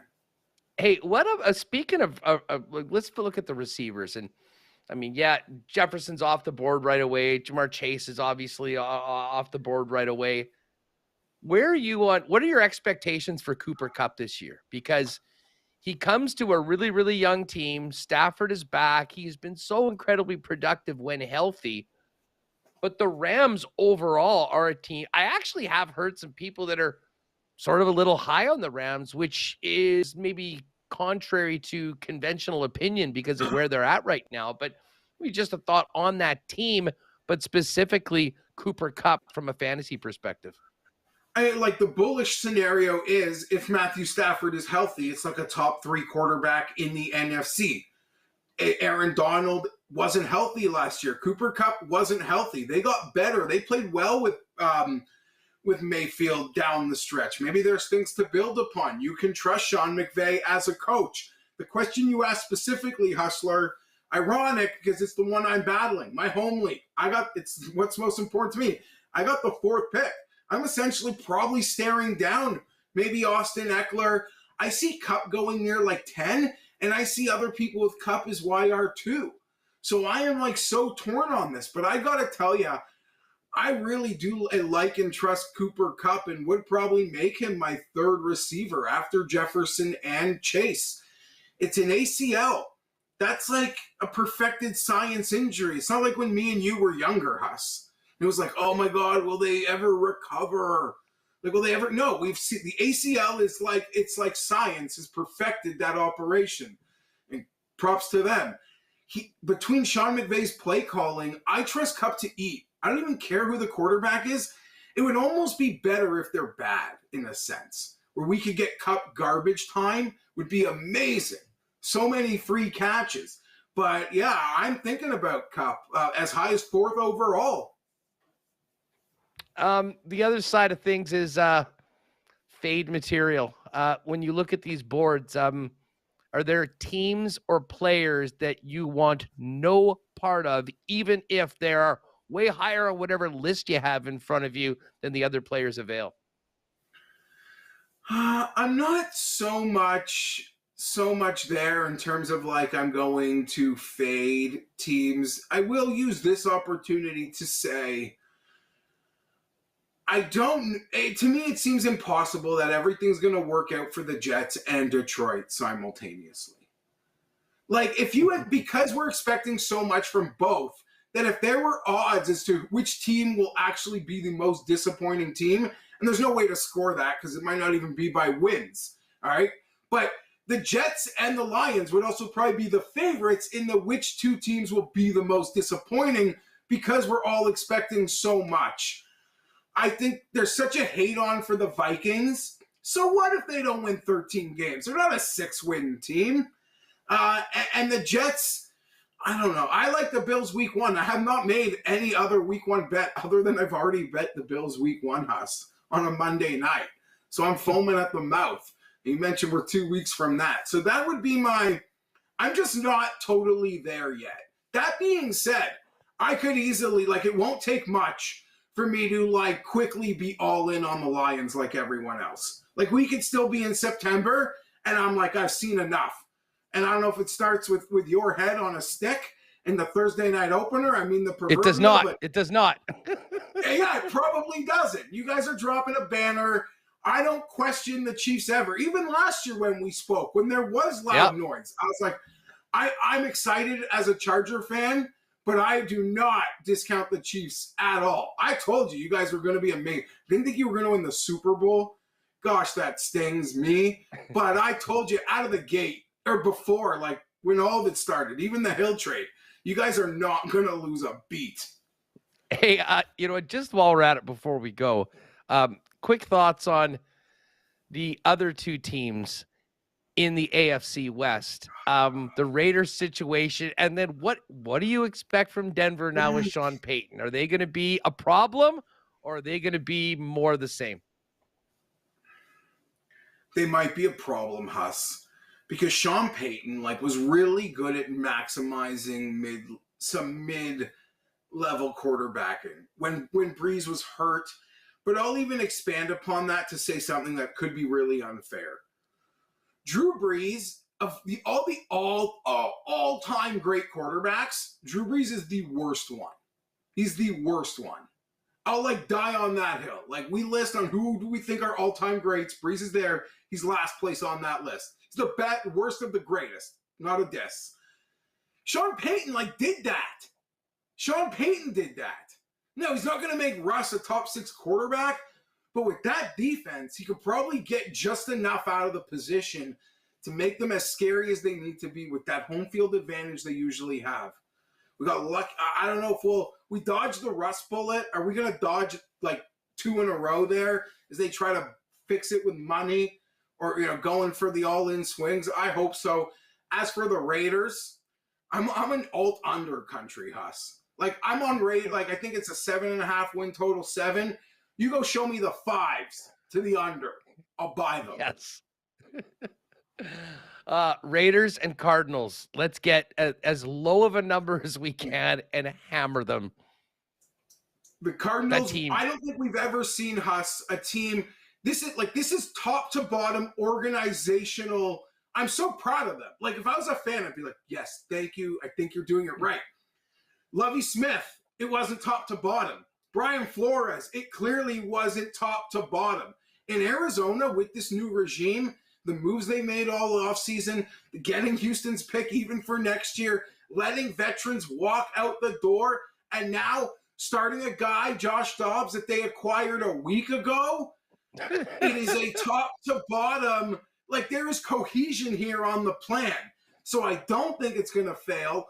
I have Arizona under 4.5, minus 110. It's still 4.5 with juice. I might go lay some more. There's no way they win 5 games. No, I'm with you. The question is, which team is buying Kyler for 40 cents on the dollar next winter? That's where my head is at. Who wants Kyler for 40 cents on the dollar? There'll be a bunch of teams who, I think there'll be a couple lining up to try that. We'll be in a mix. Well, just be happy that you're in a situation where you don't have to discuss your team being in on a 40-cent Kyler Murray, and I'm the same way. Man, God, the NFC win total show was hilarious. I know the boys were on a golf trip and now they're back. What fill us in on what's coming up as we get ready for the season over at Mayo Media Network with Pat and Tim. Oh, it's going to be a banana land week, Huss. Like, I'll let the rabbit out right now. There have been some teases, but we are recording later tonight a wins draft. So it's me, Pat, Tim, Cam, and Pizzola. So I guess we all draft 5 teams, most wins. So that'll be fun. And that'll also be followed up with an AFC win total show this week.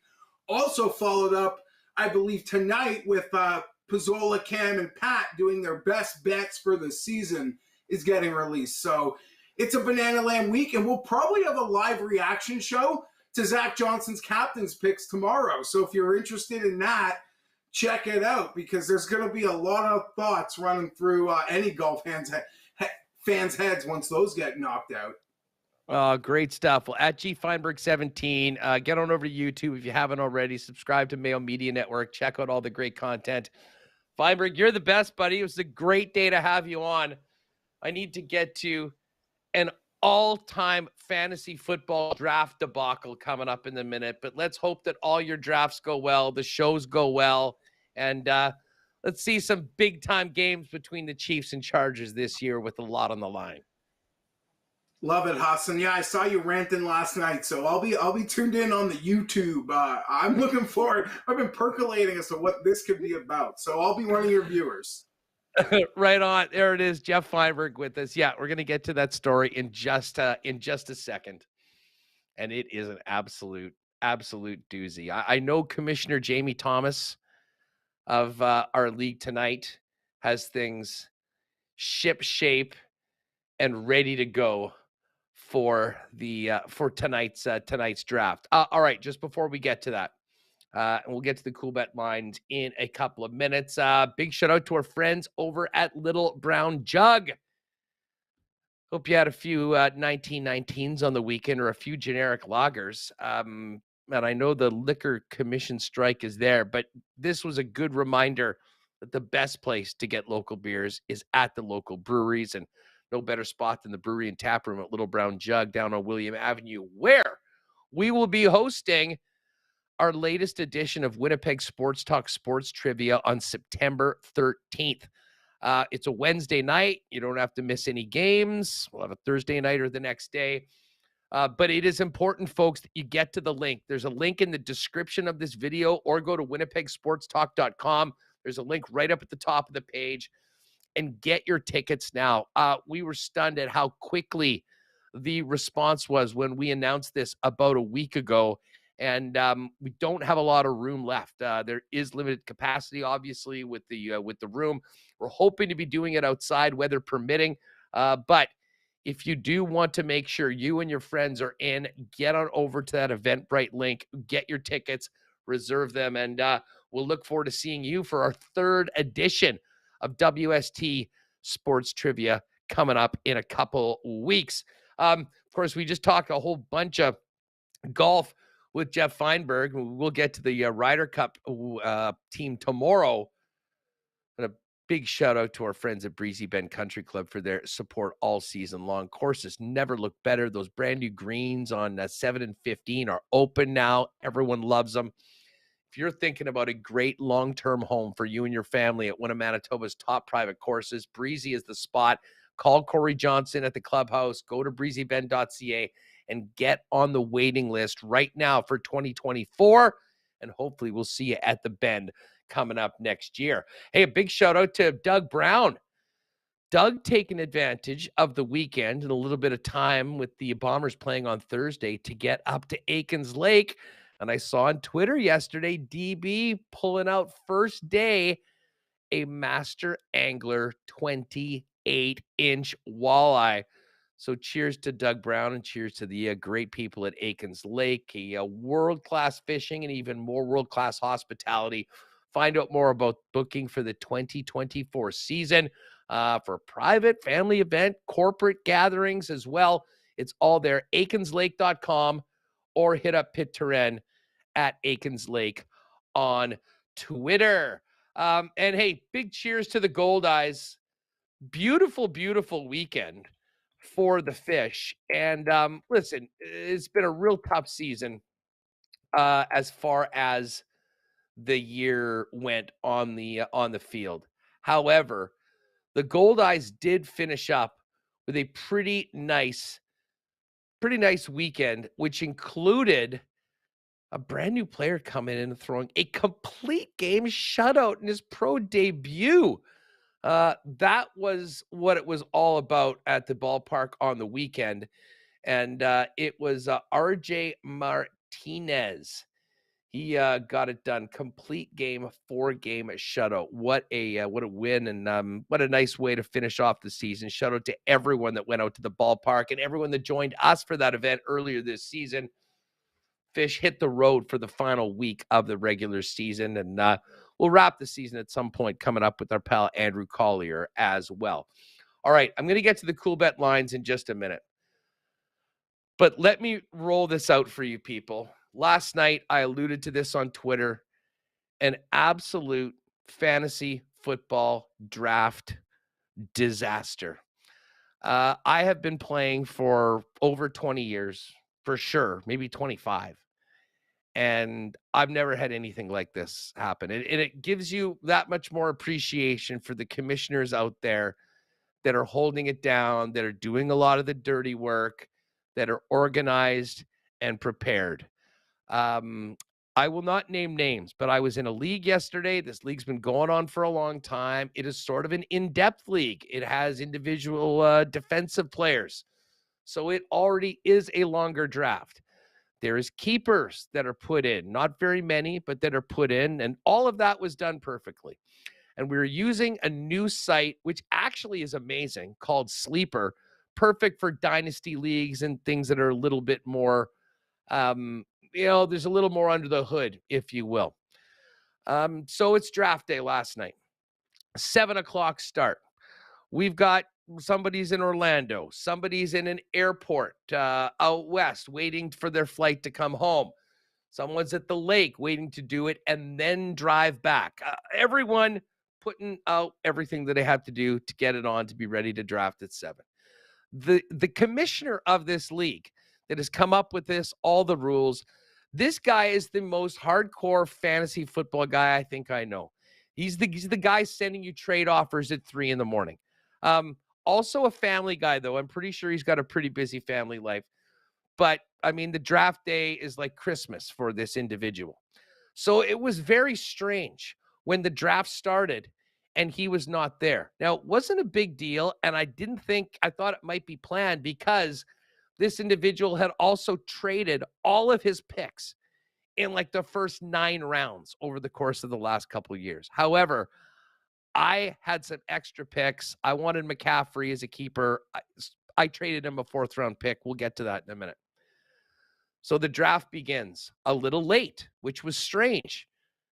Everyone else was there but the commissioner, but it didn't. And I think there was some sort of a setting on Sleeper that the commissioner had to be there online. Whatever happens, he starts it. It goes through the picks. We get to the 4th round, and this is his first actual selection, the pick that I traded to him. The clock runs down to 0, and it just says time's up. Now, you would think normally that, okay, you missed your pick. It's an auto pick. Move on to the next guy. Well, that didn't happen. So we are waiting for him with the commissioner settings to change it. Well, unfortunately, no one seemed to know where this guy was. People are texting, no answer. People are calling, no answer.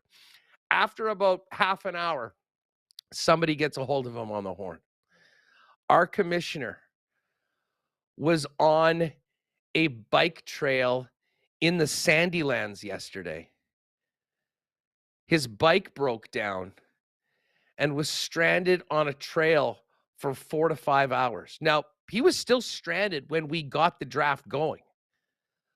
What unfortunately happened was that he, because of the way he'd set it up, had to go in, and when a pick wasn't made, had to go in and do it. Well, he wasn't there. No one else could set in. So now we're waiting again for a long time. And I mean, the chat at this point is nuclear, as you can imagine. And essentially it came down to this. So let me get this straight. We're waiting for someone in the middle of nowhere on a broken down bike on a trail to walk around and get service in the middle of a forest so we can resume the draft. That's exactly the situation that we were in. So a lot of guys leave. Somehow he finds a spot. It gets going again for a little bit until it happens again.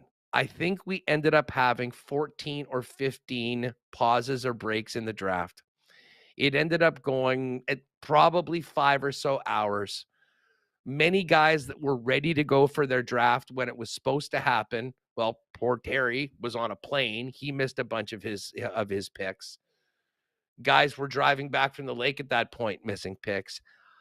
All-time schmozzle, debacle for the draft. Needless to say, impeachment proceedings for the commissioner were brought up in the chat. The league itself, I mean, everyone was just on the waiver wire today making picks if they didn't make them so far. And it taught many lessons. There's many lessons from this league. First of all, commissioners, do not plan recreational activities in the middle of nowhere without a proper buffer to make sure that you were there to run your league. Have a backup plan if your technology goes out, so that if for whatever reason your first chance to make this happen, to get your pick in doesn't work, you can use your phone or something else. And for God's sakes, guys, fill your league with good people, with good senses of humor, so that when ridiculous stuff like this happens, guys can just laugh at it and get after it. I'm not sure whether everyone was laughing, but I can tell you, waiting for our commissioner to find a signal on a trail in the middle of the Sandylands so the rest of the league could pick, a definite low moment when it comes to the history of fantasy football. Yes, Remus would definitely, although he doesn't want to be the commissioner, that would have never happened on his watch. So anyway, shout out to the other 8 owners that dealt with all of that last night. And as I say, thank your commissioners when you're doing these drafts, because in most cases, they have their shit together, things go well, and we do have to thank them. Let's get to the cool bet lines. Got another draft tonight. That will not be happening this evening. And God, the helplessness of everyone on a Sunday night going, when the hell is this going to start? He's in the middle of the woods with no signal. We're screwed. And yes, we were. Lines tonight for the Major League Baseball. Where are the Jays? Jays are at home. Gosman's on the hill. Big minus 238 favorite over at Coolbet. The Nats are plus 205. CFL lines are up for Labor Day weekend. The BC Lions, coming off that shocking loss to Hamilton, 3.5-point favorites in Montreal against the Alouettes, who maybe were a little bit of exposed here in Winnipeg. Who had a worse week, BC or Montreal? Discuss amongst yourselves. Bombers and Riders in the Labor Day Classic. Bombers open as 7.5-point favorites in the game, minus 286 on the money line. Total 46.5. Argos and Ticats. The Argos, not surprisingly, are 8.5-point favorites. And the Calgary Stampeders, 5.5-point favorites at home in the battle between Calgary and Edmonton. Right now, a very clear 2-team race as far as favorites for the Grey Cup. Argos plus 165, Bombers plus 175, and a lot of stock drop in those BC Lions. BC now at plus 450, Alouettes 8-1. Everybody else in the league 22-1 or worse. Elks, if you're a believer in the Elks, the Miracles second half, winning the Grey Cup, 100-1 right now. It's all there over at Coolbet. And we certainly won't go through all of these, but we can tell you that there is a ton of action at the U.S. Open, which is underway. Our guy, Fedyck-USA playing a little later on. Tough first-round matchup. He's only a minus 128 favorite. So Felix on the court today. I believe Milos Raonic as well. Milos, against Tsitsipas. Tough draw for Milos, big underdog at plus 275. Men, women, it's all there right now. And as we were talking about with Geoff, your NFL futures are live right now at CoolBet. Right from who you think is going to win the Super Bowl, who you think is going to win the conference, to passing, rushing, receiving props, regular season win totals, awards, league leaders, and so much more. It's all there at CoolBet. And check out the lock shop over the next couple days. We will really dive into our favorite future bets at CoolBet coming up over the next couple days. All right. One more thing to do, and that is get ready for tonight at the track. And I've got some picks in. Well, I'll tell Remus to tweet his picks out. I thought he might text him, but he hasn't. He's busy. 8 races tonight. Start at 7:30. I'm going on the second half. Bigger fields. Starting it off in race number 5. Who do I like? I like a 4-6-3 triactor box. Flying to the line, that's a lot of bling, and then a little bit longer shot, but we've hit this horse before. Remus's favorite, Savage Love. So 3-4-6 triactor in race number 5. Race number 6, we've got a 2-4-7.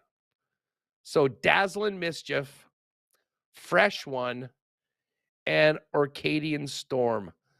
Maybe you should have gone with Drizzy after Drizzy's big win last week, which we both had a little piece of. Actually, Drizzy hasn't raced since July 31st. Anyways, my initial one, Drizzy, did not make the cut. We got wagers on 2 other horses. Race number 7, we're going with number 4 to win. A lot to like.